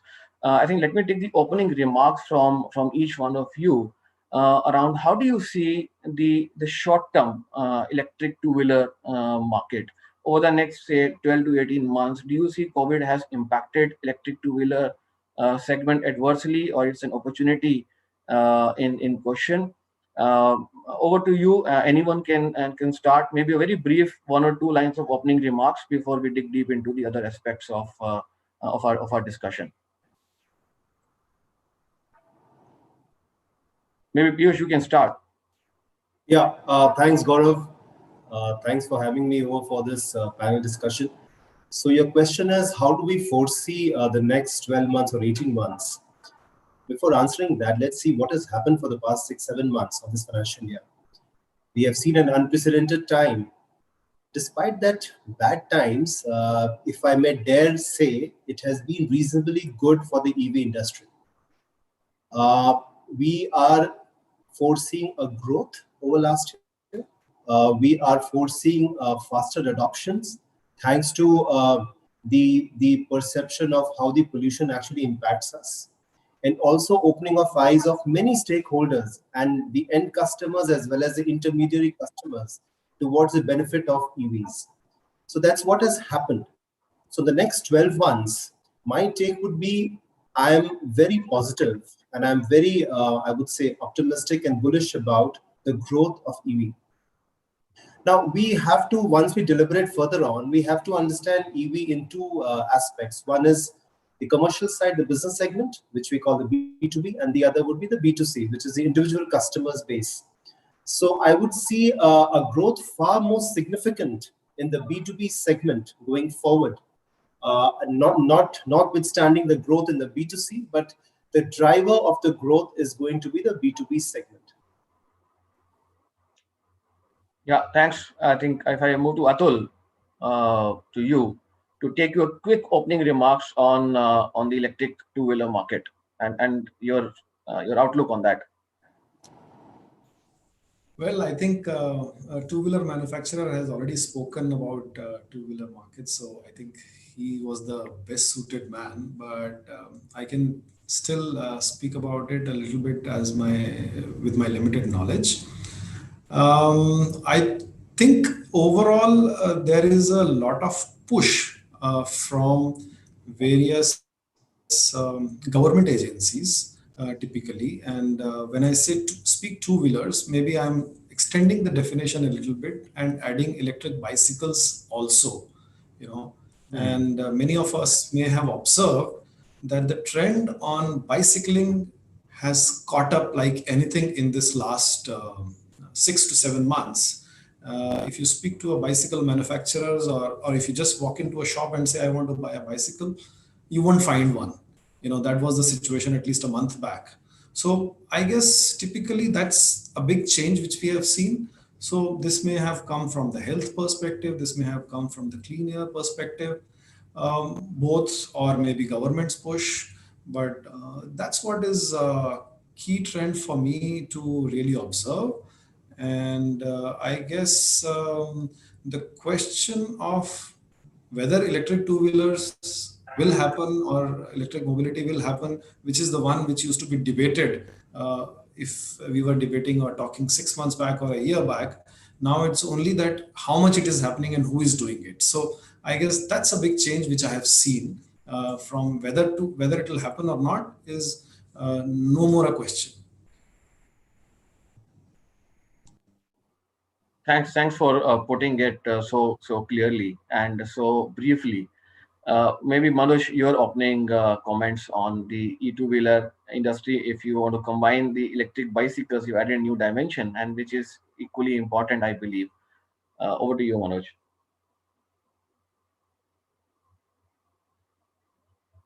Manoj, you're on mute. Yeah, thanks, Gaurav, and thanks to CII for organizing this. And I think Piyush and Atul have already sort of set it up. I think the way I look at the market in near term and in long term, I think long term it is like it's an irreversible process. I mean, it's happening. It's just a matter of time, and it's really about when do we see the double-digit penetration numbers. Also, I think electric bicycle, I think I love that segment. And I think that segment is still early days, but I think the real potential of that segment is rural India and tier 3 towns. Because today, most of the cycles are sold in that area, and they have to drive or ride those for kilometers and kilometers to move from one location to another. I think over time, once we get the battery prices down enough to build an electric bicycle at around 8-10,000, you will see millions being sold in that segment. I think that is a matter of time, but the real potential for that is, I think Atul is an enthusiast. So in urban India we have enthusiasts buying it, but in rural India it is a mode of transportation, right? So that's where we'll see a huge potential. I think on going forward, coming to the main electric bike or electric scooter, electric bike segment, I think Piyush has already highlighted the tailwinds, if I may. Headwinds, I mean, we've been talking about them, price, charging, all of that. I think that's given, right? But I think he's already talked about tailwinds. But I think I think while we talk about B2B leading the market, and which is obvious, lower cost, and we already see that happening. E-commerce is now pulling, companies like Amazon and Flipkart have a mandate to transition. I mean, IKEA has a mandate to transition to clean mobility, right? So there's a pull factor as well. And obviously there is a policy, I would say, platform which has already been laid out to push for it. But I think what is also driving B2B and maybe B2C not enough is, right, the product availability. Today, the B2C customer has a wide variety to choose from on the IC engine market. Products which have lasted, which have demonstrated performance over time. In B2C market for electric, I see there is a little bit of a gap as of now to meet those that bar. I mean, to give a sense, like 50% of the scooters sold in India are Honda Activa. The ex-showroom price of that scooter was 55,000 before BS6 and 65,000 after BS6. At that price, we don't have even one electric scooter which can meet the same power output, same robustness, same range. I mean, I don't want to compare the range as is, but still, the way people look at it. So I think B2C market can only be pushed better with product availability, and we see OEMs are working on products. We see announcers. I think Misilio also is, and Shreyas can talk about it. They're also building a product. I think, but that is key. And I think, and just to sort of round it up, we have to look at EV adoption from two platforms. One is, okay, who is driving it in the beginning, and where's the growth coming from to begin with, and which is the B2B. But we have to remember that Indian auto market in two-wheelers is less than 5% is B2B. I'm being optimistic when I say 5%. Maybe it is lower. Cars is slightly bigger, but two-wheelers is lower. While that continues to grow very rapidly, ultimately the proof of the pudding is in the B2C market, which I think hopefully with new product launches we'll see over time.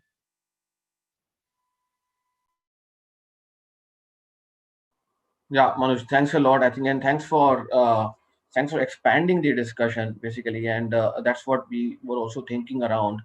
The significant, the meat of this entire pie lies at the B2C.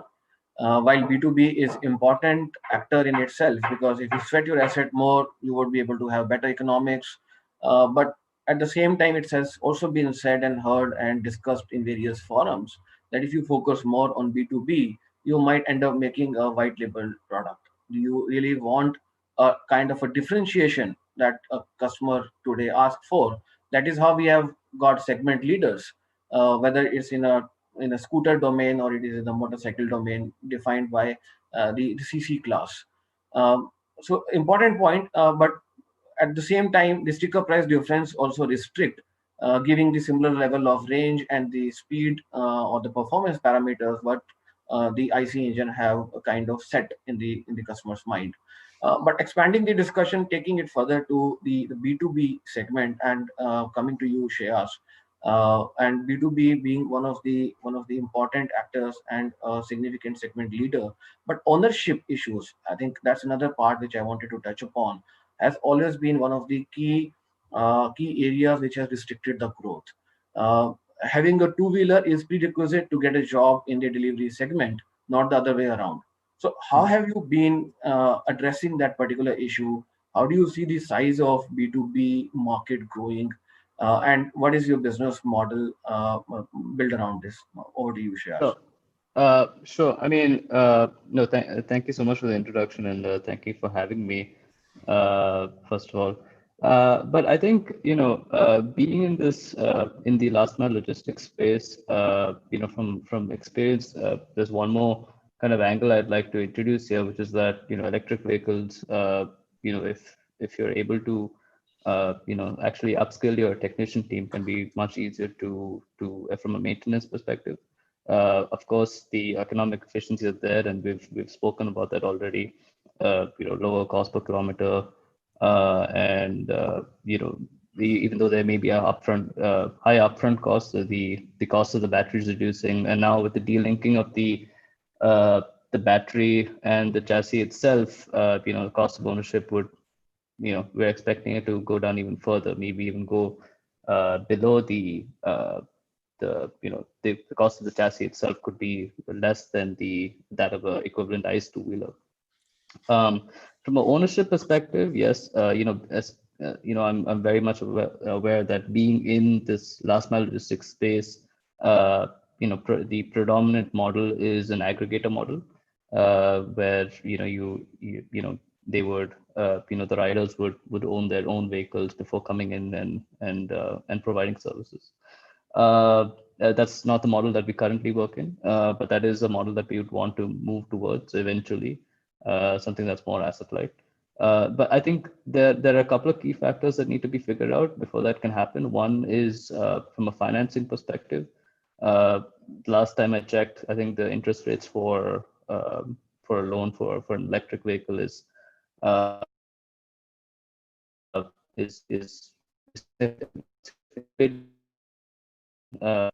you were to take a loan for an ICE vehicle. So it's financing would be the key factor there in figuring out the ownership model going forward for B2B fleets.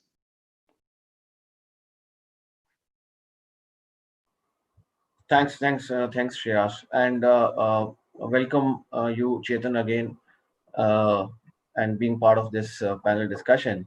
Chetan, moving over to you, we briefly touched upon how do we see market on the B2B side and B2C side. Maybe we'll delve more into both these aspects. But wanted to pick your brain on what you had been a firm believer of before anyone, I think, here on the panel was thinking around the battery swapping.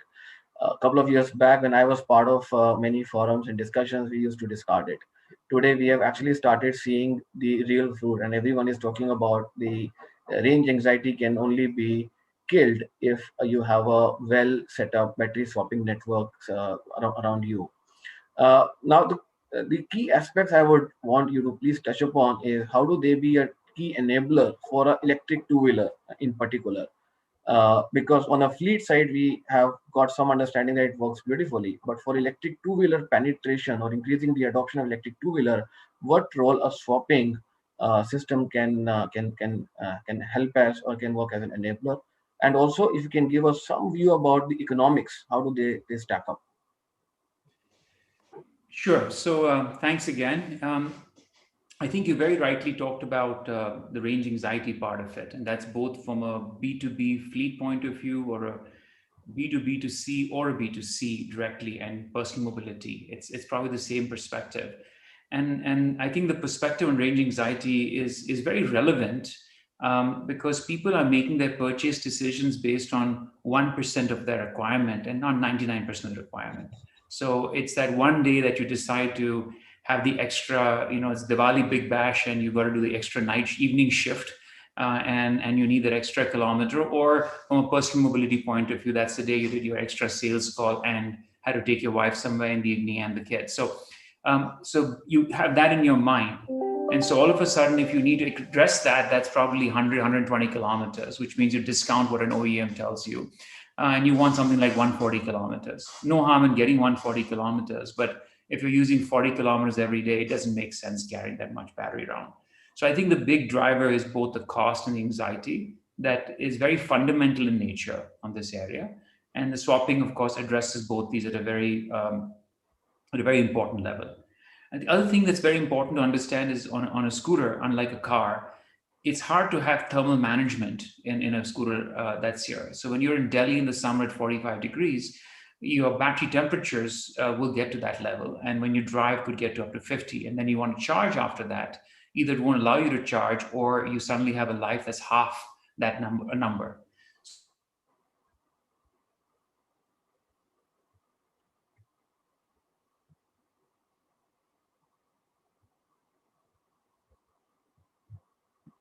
I think we have lost you.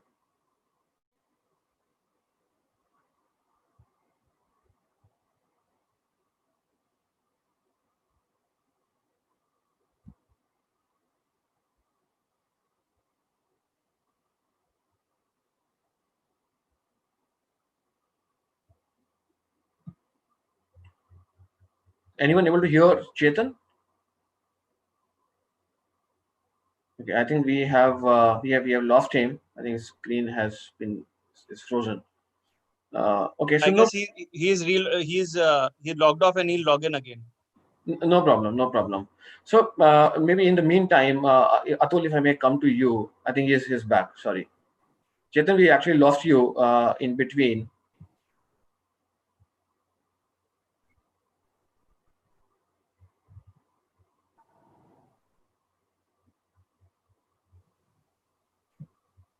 Mr. Manny, can you hear us?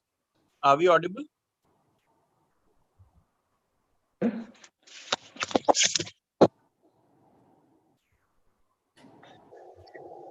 Hi, I'm sorry. I think there was a problem with my computer. Am I audible? Yeah, very well now. Okay, great. I'm just going to switch across to the phone device. So I was just saying that the temperature is a big challenge on this area, and therefore what happens with the battery life being less than half, you probably have a challenge related to getting the warranty from it. And the other part is that the battery life starts to decrease over time. And so after 2 to 3 years, you start to see maybe you get 60, 70% of your battery left because of higher temperatures. In the swapping model, it's a service, which means actually in 2 to 3 years, you probably have a battery performance that's 30% better, versus in reality, if you owned it, it would maybe 20 to 30% less. So from a consumer point of view, the capability to upgrade, the capability to not own a piece of technology on this area and be part of that becomes very important. And you're literally lowering his risk level from cost, from technology, and from pricing. I think that's very critical for adoption, where the risk can be lowered on all aspects of this area. As far as the economics go, with swapping, removing the batteries, you could get electric vehicles that would be cost neutral or cheaper than IC engine vehicles. And when I say this, I mean about similar performance. Typically, if you reduce the performance, of course, you'll get it even lower. But imagine if you had a 100cc scooter and you replace that with an electric scooter that gave you the same 100cc performance. So performance wasn't an area. You get probably cost neutrality in terms of product. And in terms of energy cost, you could probably be 20 to 30% lower. And in terms of maintenance, you'd be around 40% lower. So net overall, it is a fairly big savings, considering that in the shared mobility market, energy and the operations are probably the large drivers on this area. And that's what and of course, the life of the vehicle is generally slightly longer with fewer moving parts. Thanks a lot, Mr. Manny, for summing it up and putting all the aspects so very well. Maybe if I move on to the only OEM we have on the panel with us, Piyush, and maybe take the same questions which I posed to Mr. Manny. How do you see, because the challenge which I see is that the standardization of batteries is very important when you are getting into battery swapping. And many of the times we have seen that, at least in the cars and many other automobiles, is that the batteries may be one of the areas of differentiation. When you are selling your vehicle to a B2C segment, it may add to a significant area of differentiation. So how do you see as an OEM and marry that with swapping? Because if you don't do that, you may not be able to come up with a product which is able to match the performance of the likes of Hero or Honda Electric, etc. So the sweet spot has to be bridged. Multiple ecosystem solutions are there. What are your views about this, Piyush, on this? Thanks, Gaurav. That's quite a question for me as well as for Chetan. Okay, so let me put it like this. Currently, what we are doing is, as we already know, all our batteries are portable. They're very simple machinery that we have, very easily portable and very easily chargeable, right? And the actual usage, you can very easily charge it and drive it. Uh, yes, in terms of standardization of battery, it goes a long way. It goes in the long term business sense. It makes absolute relevance, and going forward, that's the way it's going to be. But currently, look, let's understand the key challenges. If I can just digress a bit, let's understand the key challenges. So once we see what is being required by the customer, let's talk about the business customer first. He needs efficiency. He needs economy, and he needs ease. We call it the three E's. So when we speak about economy, we all are very well aware that TCO makes a lot of sense, right? But at the same time, along with the economy, there's a question of performance. So if you are able to improve the performance in terms of your the speed and the range, then there is a cost on the efficiency in terms of the TCO. So you have to find a sweet spot. Second is when we speak about the efficiency. The efficiency is, the downtime has to be less, especially when we speak about our business customers. The downtime has to be less. The SLAs have to be absolutely appropriate.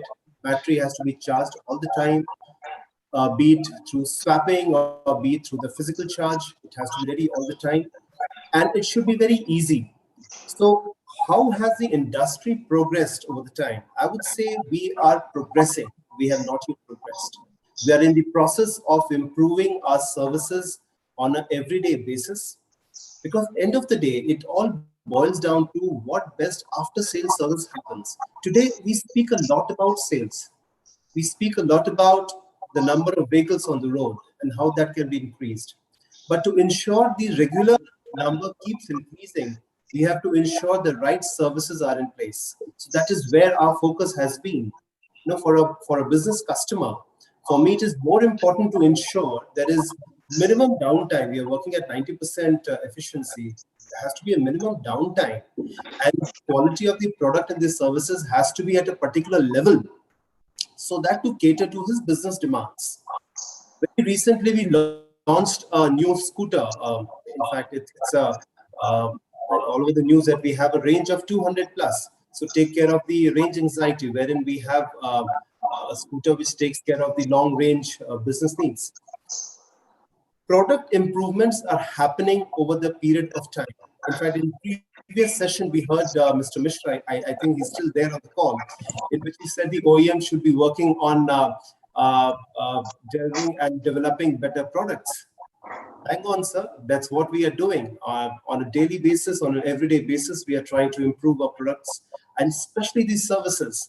Till now, the discussion hasn't steered toward much about services. So the services are equally important.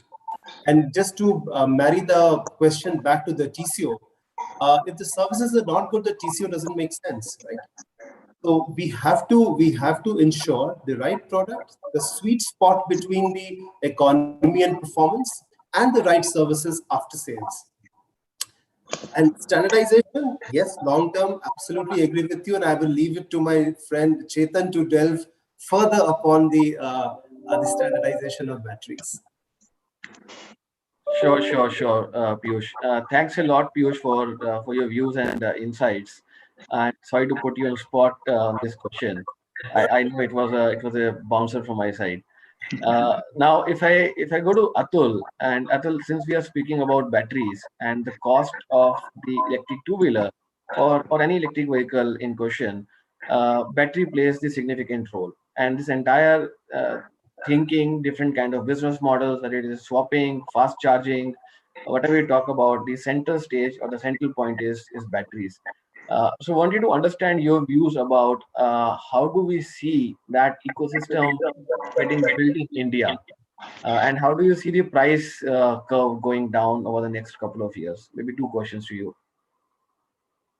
So first of all, I must compliment you that you took 26 minutes to ask this question about battery price. Normally, it's the first 30 seconds. This is the question. Though Manuj on the 6th minute asked this question in any case, in a subtle way. So I think that's a great progress, by the way. In a 1 hour session, you spend 26 minutes without talking about battery price. No, the point here is that I'll go back to what Manuj said, about scooter price, for example, which is available at 65,000 rupees and battery being expensive and all those things. Let's go by the general understanding that battery is 40 or 50% or some percentage of the scooter or a vehicle. And let's take it out and make it 0. Do you still get a scooter at 65,000 rupees of the same performance? At least I don't know. I don't think there is one, but that's where the catch is. The rest of the scooter or the vehicle itself is also expensive versus a ICE vehicle. So we are focusing on battery cost. Yes, great, but it's already following a curve. We need to do the same with the rest of the vehicle. It's extremely important. So even if you make battery as 0, you're still not able to compete. Now, where do you go from here? That's one. And second point is that we have overfixation to some extent, I would say, to bring scooters upfront cost exactly at par with the ICE scooter or ICE car in case of ICE EV car. But reality is that there is a cost economic while running. The running cost is extremely low, and everybody understands this. This is the duty of the ecosystem to make that customer aware, even in B2C case, that you see, look, you buy a scooter and you put a petrol which is 75 rupees a liter, and in this you can just charge your electricity for 5 rupees or so for a kilowatt hour. And I think so probably if everybody wants to understand that when the battery price will reach such a point when electric scooters will be exactly at the Honda Activa's price, if I may refer that name, probably never. And we should not be focused too much on this. We should be focused on other actions. And I think this is rightly so, that scooter prices will come down because we don't have the scale as the scale of the current ICE scooters or ICE motorcycles. All Hero Electric or Ather or any other scooter manufacturers, they manufacture scooters in thousands versus millions of the other big brands. So once the scale comes up, the prices are likely to fall. Coming to battery price now, very appropriate question. I think battery has been doing a lot in terms of falling prices. We have been doing ourselves a lot as a company, inventing newer chemistries, newer form factors from 18650 to 2170, etc., etc. And this is a continuous journey, changing variety of materials and testing. The point here is that it takes a little bit of time to really bring a product in the market as far as battery is concerned, because if you make changes which are fundamental in nature, especially in the chemistry, then you need to be very careful while you test it and come to a certain promised level of performance, whether it is cycle life, whether it is safety, whether it is temperature performance and all those things. So over a period of time, we expect these prices will come down further. In the meanwhile, I guess what is extremely important, which already has been spoken, is the battery swapping or battery standardization. Even if some people say, I don't want to go for swapping, but it's still a good candidate for standardization, right? Even if your batteries can be charged at home, because as long as it helps to bring the prices down, and that's where I believe the beginning has been made now recently. there is a discussion which is happening on a sort of a battery standardization consortium. Some people have already joined in, and some people more likely to join over the next few months, I believe. And I think it's extremely important. We can take multiple examples, Ford and General Motors cooperated together and collaborated together almost a decade back on building transmission systems which are common to them. And the idea was to have common parts to be able to take advantage of the scale and the volume. And similarly, in the space of electric vehicles, by the way, I'm sure many of you know, Honda, Suzuki, Yamaha, and Kawasaki, all four Japanese electric or motorcycle manufacturers are collaborating together to work on the electric vehicle. So they will compete. At the same time, they will cooperate because it's a small market. In the beginning, there is a need to bring in solutions which are adaptable. Right now, I think this is one of the major reasons for us to not see the right battery prices, because everybody is trying to use a lot of people are trying to, let's not say everybody now, because there are people who have joined in, but a lot of people are really doing their own thing, in terms of, and you also alluded to that in the beginning, saying that, that's a differentiator, right?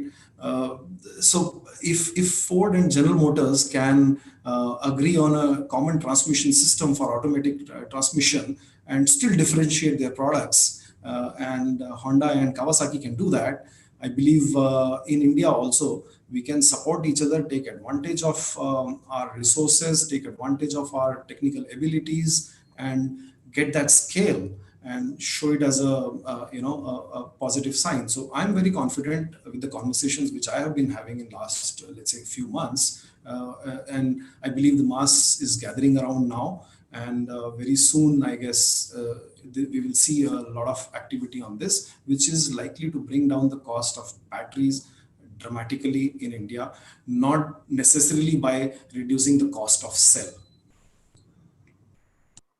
Thanks a lot, Atul, for not mincing your words at all, putting it clearly, cutting edge the way you do it always.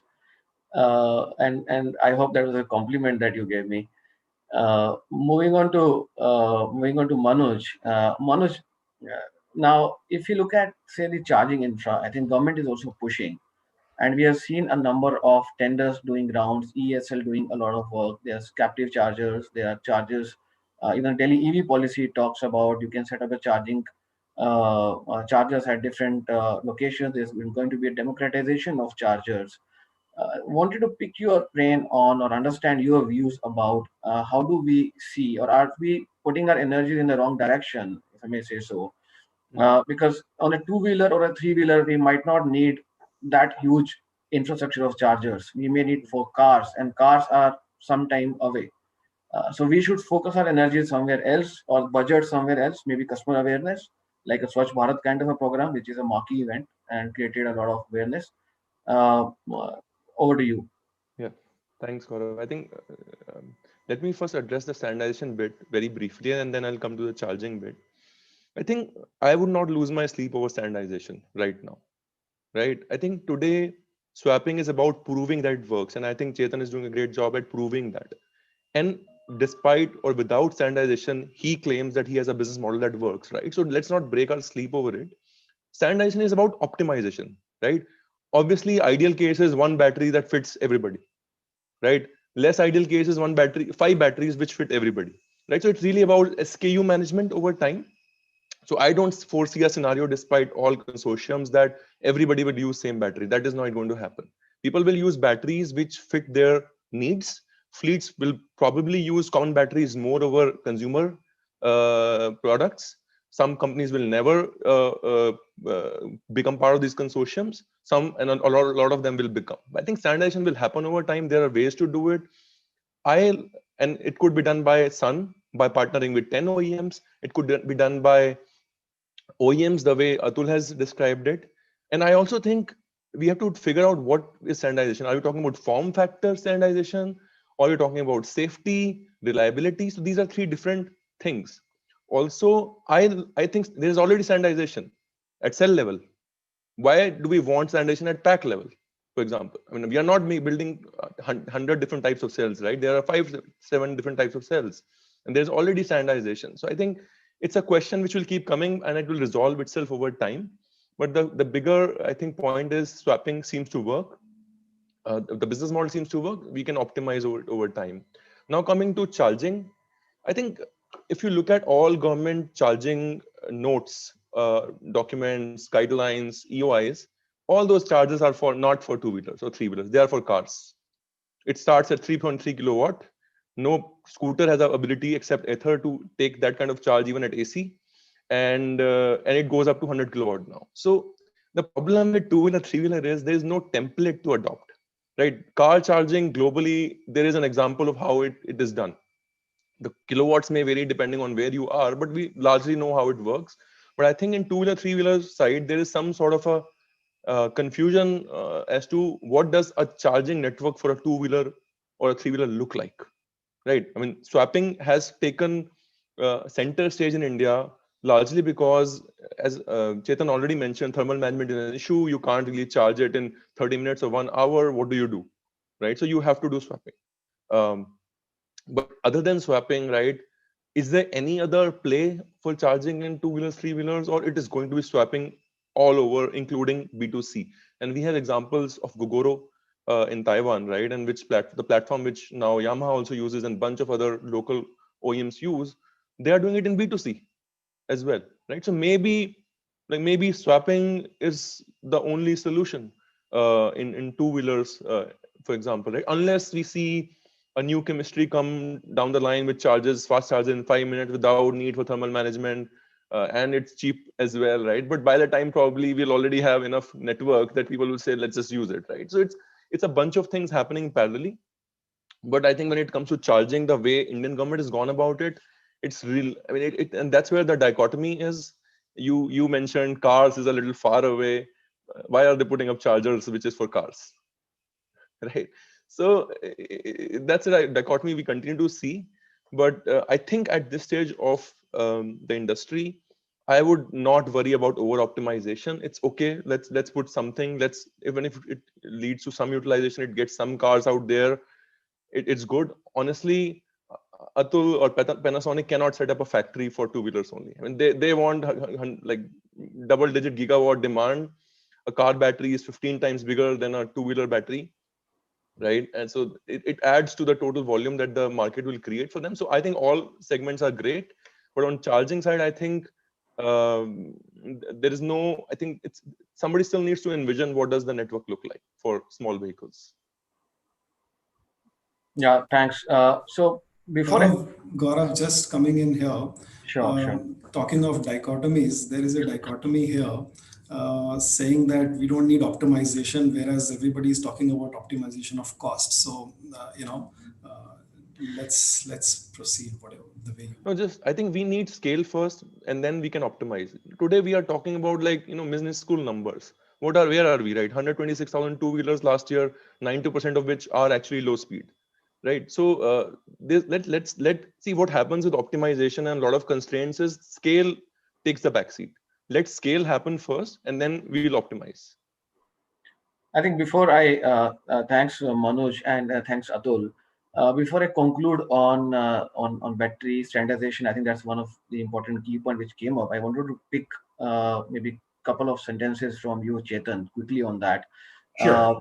Now, how do you see, what is the importance according to you, because your business model is centered around battery standardization, at least for the certain voltage levels, if I may say so, and for accelerated adoption of electric two-wheelers. After that, I'll come to you, Shreyas. Sure. So I think just to take from where Manoj is looking at it, what we try to do from our point of view is create standardization across two-wheelers, three-wheelers, and small four-wheelers. So it's the same battery format across 23 million vehicles produced every year in the country that could use it, which would give you variability in terms of range and performance. So I think the idea is there is a set of standardization within organizations that are trying to do it already on this front, right? The second is you're offering that to the OEM, which means he doesn't have to do neo variants for every area. So we're working with certain OEMs. The first product is come out, the second one's coming out. It's taking 2 to 3 months to integrate the second platform, because you've again standardized everything, the interfaces, the communication, the sizing, and all of it. So it really reduces time on that area, right? But when I look at a broader picture of standardization, I think there should be, the innovation is so high that you should not curtail innovation by standardization, right? The batteries are going up 30%, new performance, done 30%. Imagine if you had the same size battery and the same level, that would just be disaster for the industry. But there could be 3 areas we could focus on. The first is, I think, the voltage level, because it makes very important for the ecosystem to arrive at a voltage, right? India has 220 volts. You don't want a 110 and a 220 and all of this all around, right? Now, globally, for all small form factors up to 15 kilowatts, 48 volts is the standard, right? Because it's a safety standard. They're very important for us as a country. Once you exceed 48 volts, you need isolation. Now think of a scooter that's underwater, its wheels are underwater and has a hub motor. What does that do for you? Think of someone servicing in the middle of a rural area and he gets above 48 volts, he'll get shocked. At 48 volts and below, you can touch the terminals, nothing happened to you, right? That's where every global company is going on this area. Unfortunately, we've got legacy from China, where it went from 48 to 60 to 72. There is no performance issue.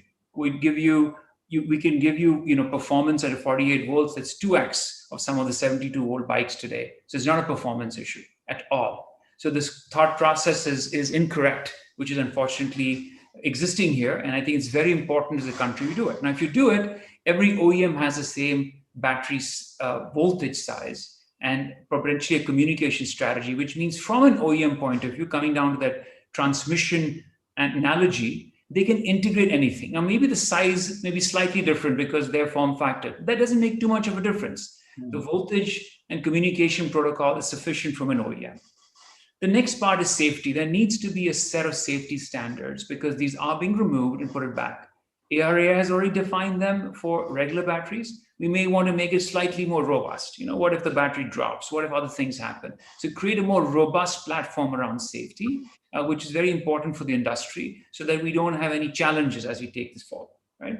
The third is, how does consumers know what is good or bad? If they're all certified, they come and they say, we want an operation. There should be a sort of star rating equivalent, like is in energy efficiency. In air conditioners, you have a 5-star rating, right?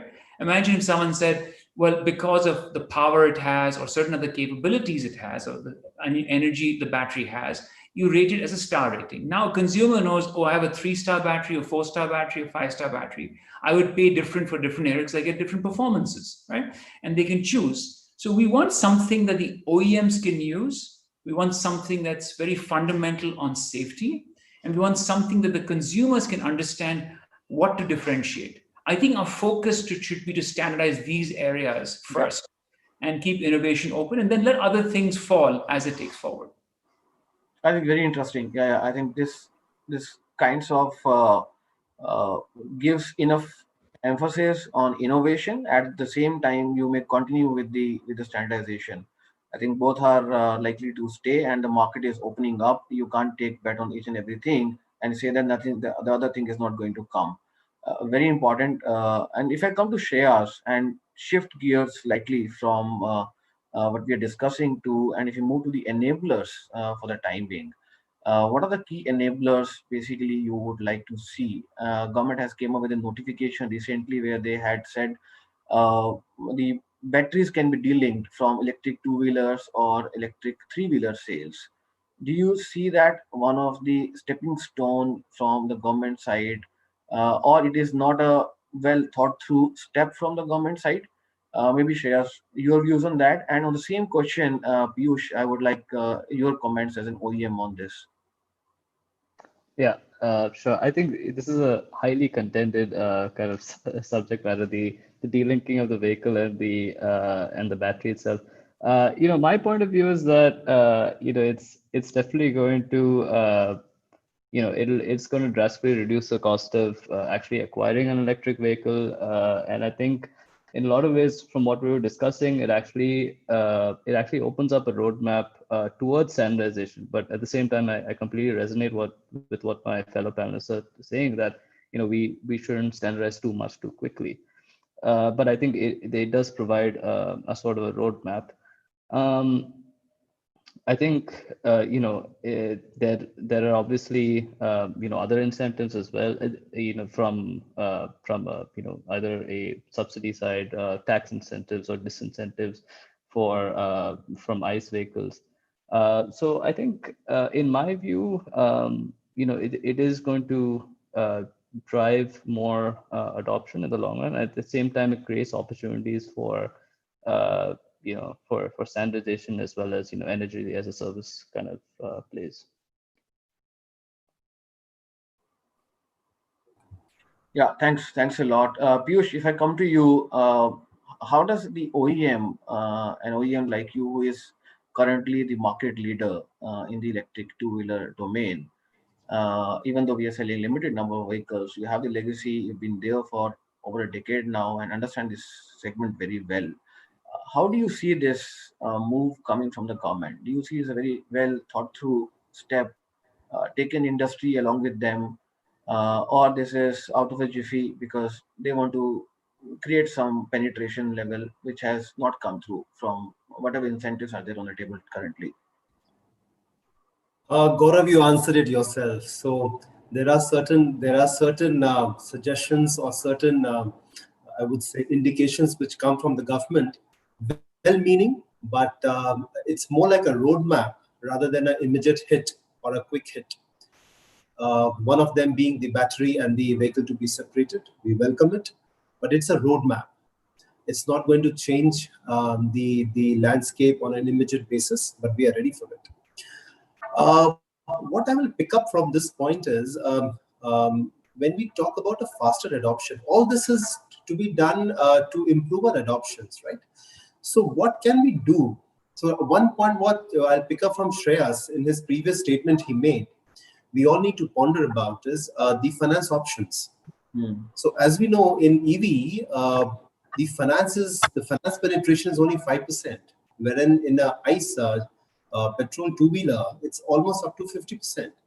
So that is, if you talk about the key adoption, we speak a lot about technology, but let's think from the end customer point of view.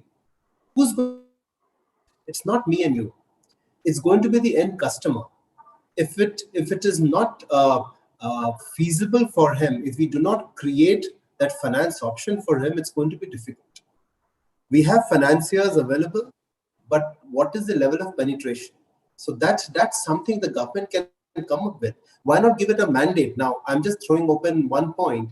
Why not the government gives a mandate to the PSU, right, to take EV as some kind of a priority sector? I don't know what is the right terminology in banking, but some kind of a priority sector for EV adoption from some PSUs. So we have private financiers and some fintech organizations doing finance for EVs, but is that sufficient? That's a question to ponder upon. That's one. Yeah. Number two, we spoke a lot about the adoption and we spoke a lot about the FAME 2.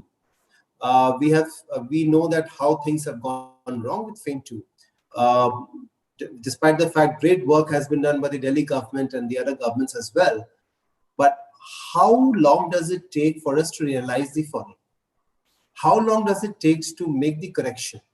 How long does it take to simply include the low speed, which is 80 to 90% of this segment today? How long does it take to remove the range criteria in FAME 2? So these are the aspects where the adoption can be made faster.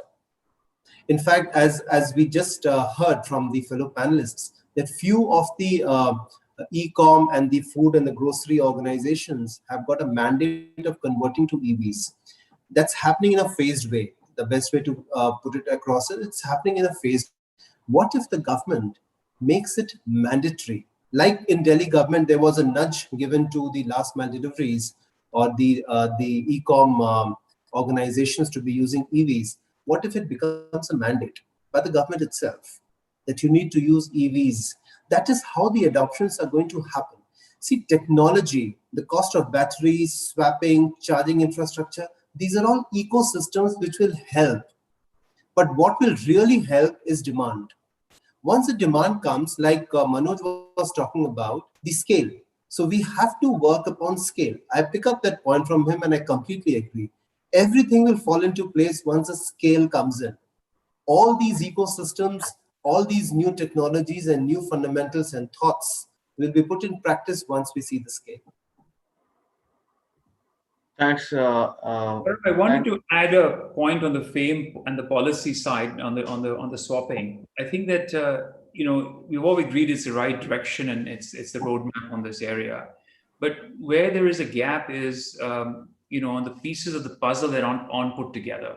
So, for example, today FAME policy is not having clarity of how the subsidy will come through to an end customer if he goes via swap solution, right? This clarity, like Piyush talked about on several other aspects, it's been over a year and things haven't come through. So on one side, if the government is very serious about accelerating it, the vision is correct, but the implementation has to be now faster and more concise, right? When you separate the vehicles, the batteries will be at 18% and the vehicles are at 5%. So there will be a disadvantage. That's not the idea. You're finally trying to get a rickshaw driver or a scooter guy to go on it. He should not be paying an extra amount because newer models envision him to move forward, right? Similarly, if you were to charge your vehicle or swap your batteries, you'd be paying 18% in service charges versus 5% for any transportation of the vehicle. So again, when new business models come in, when new areas of technology come in, the holistic procedures to say this is the goal of the government and it should encapsulate everything. So I think there is one important step that has to happen on this front. And the second is there's a ground reality issue, right? So today, even in several cities, you try to go register your vehicles without batteries and stuff like this. You have challenges with RTOs, right? So OEMs and others face a lot of real problems on this area. You try to put up an infrastructure and you get a transformer costs and permissions and all of this stuff and challenges, and you still can't get the electricity rate that states have put up and says, here's a lower cost rate. In reality, you're not able to get it. So there are a lot of things where policies have been put in a top level, but if they just implement them to the spirit, we will give a big push to the industry. And that needs to be the focus right now of governments, is to really try to make sure the policies are followed in spirit in this area. Yeah, thanks a lot. Thanks a lot, Mr. Mani. I think in the last session, previous session, basically, been talking about a few aspects around this. And Delhi policy in somehow covers, has touched upon how if the vehicle is sold without battery, how would the incentive be divided, if a swapping station is to be set up. They've well thought about certain new business models. And maybe when FAME was getting formulated, they were not very sure about all these business models. I agree with you. Delhi has been much more forward thinking and they've taken all these learnings into consideration. I think the key on the Delhi side is to put in a quick structure to allow infrastructure to come out. You want many private players to come out, and the idea of putting 200 odd charging stations or have spots for them around the city would be something, if framed correctly, can really make a city go, and it could be the leader in the country where it could be a nice model for other cities to follow. Absolutely, absolutely. I think we are coming towards the end of our time which was allotted. Maybe one last question to some of you. And Atul, if I come to you, and we all been in all the panels, I think you've been part of for the last couple of years. Demand remains one of the key question mark. And though government came up before COVID, a draft document on setting up of battery manufacturing or cell manufacturing in India. Localization is becoming very important. If you want to be qualified to get the incentives under FAME, the percentage is increasing from 30%, 40% to like 70% in next year. If batteries or the cells are not getting manufactured in India, I think we'll be losing the bus. So do we need to lose our sleep completely on demand is not there, volumes are not there, or you may go with a leap of faith that e-mobility is going to grow, volumes are going to come, and I'm going to put my money and set up a cell manufacturing plant in India? Your views on this? If you ask this question to any businessman about leap of faith, I'm sure you know the answer. A businessman is always looking for profits, really, and that's where it is, to be honest. The question about demand being there or not, I think it's in progress, work in progress. So like everybody has spoken, and I spoke earlier as well.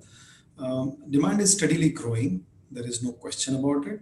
The industry stakeholders, the participants may have different opinions about things, how to take it, whether there is a standardization requirement, whether there is testing requirement, policies are required, different kind of policies. We will always have something more to ask for, and this is going to continue over a period of time. Delhi policy is better because they have seen other policies. So, at this point of time, there is a race among other states, and some of the states were ready with their policies to release, but they looked at Delhi policy, and now there is a race saying that let's do better than this. So I think this is a progression which is happening over a period of time, and this is continue to drive the demand.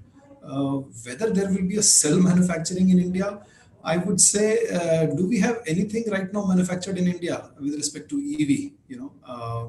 Pretty much everything comes from wherever, let's not take names, and gets assembled over here. The complete scooters, the complete stuff gets assembled here.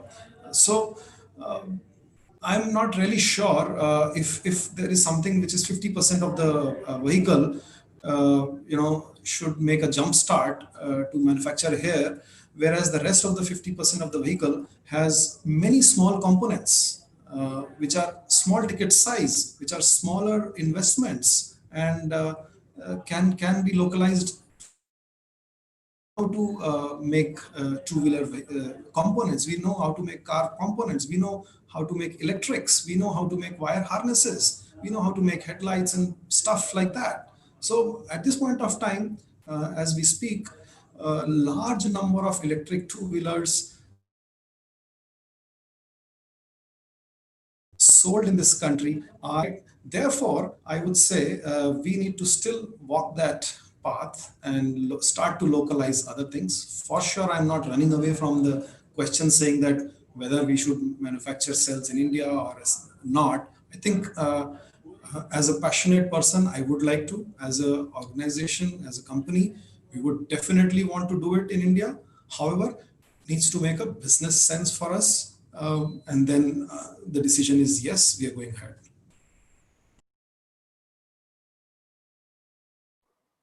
Thanks a lot. I think we are about to close the session. We have come very close to the fact. And any last comments from any of the panelists? I think the house is open. If you want to make any last comments, happy to hear that before we close it. Just quick comments on demand. I think that seems to sort of have gained some traction as we come to the end. I think if you look at globally, I don't know of any market which has seen great penetration without regulation. Pick up any market, right? There's some form of regulation, whether it's bottom-up driven by cities, bottom-up driven by state, for example, California, or top-down driven by China in form of NEV credits. So I think at some point, and Piyush brought it up in a small shape where he said e-com companies could be mandated. So that's a regulation. I think in some shape or form, we will need it. Are we ready today? Maybe that's a question government has to ask itself. But I think we will need it at some point. Also, I think when it comes to demand, I think there are two ways of looking at it. I think OEMs are best placed to create market demand. That's how I look at it. But the regulation could be on the supply side, the way you have it in China and California, right? Where they say, or even in Europe now, the regulation is on emissions. So all the regulations are on the supply side, because the way I look at the market even today, I think there is a lot of demand for electric vehicles. There's a shortage of supply. So unless we beef up that side of the equation, I mean, and I say that because people have been buying vehicles for tons of years, right? There's a very clear price demand curve which you can draw for India, right? The question is, how does the supply curve meet the demand curve at the price which is palatable to consumers? So if we think of regulation, let's think it from the supply side. Great, thanks a lot, Manoj. I think we are going to close the session. Thanks a lot, everyone. Thanks for your time. Thanks for summing up your views, putting it candidly, clearly, and we take the leaf out from there. We work closely with the CII as being a knowledge partner, and at various forums we'll be able to take these points forward to the government as the case be. Thank you very much from my side, Gaurav Arora here. Over to you, Vishal. Thanks. Thank Gaurav. Thanks a Thank lot, you. Gaurav. Thank you very much. Thank you, everyone, and look forward to engaging with all in the near future. Have a safe day. Thank you.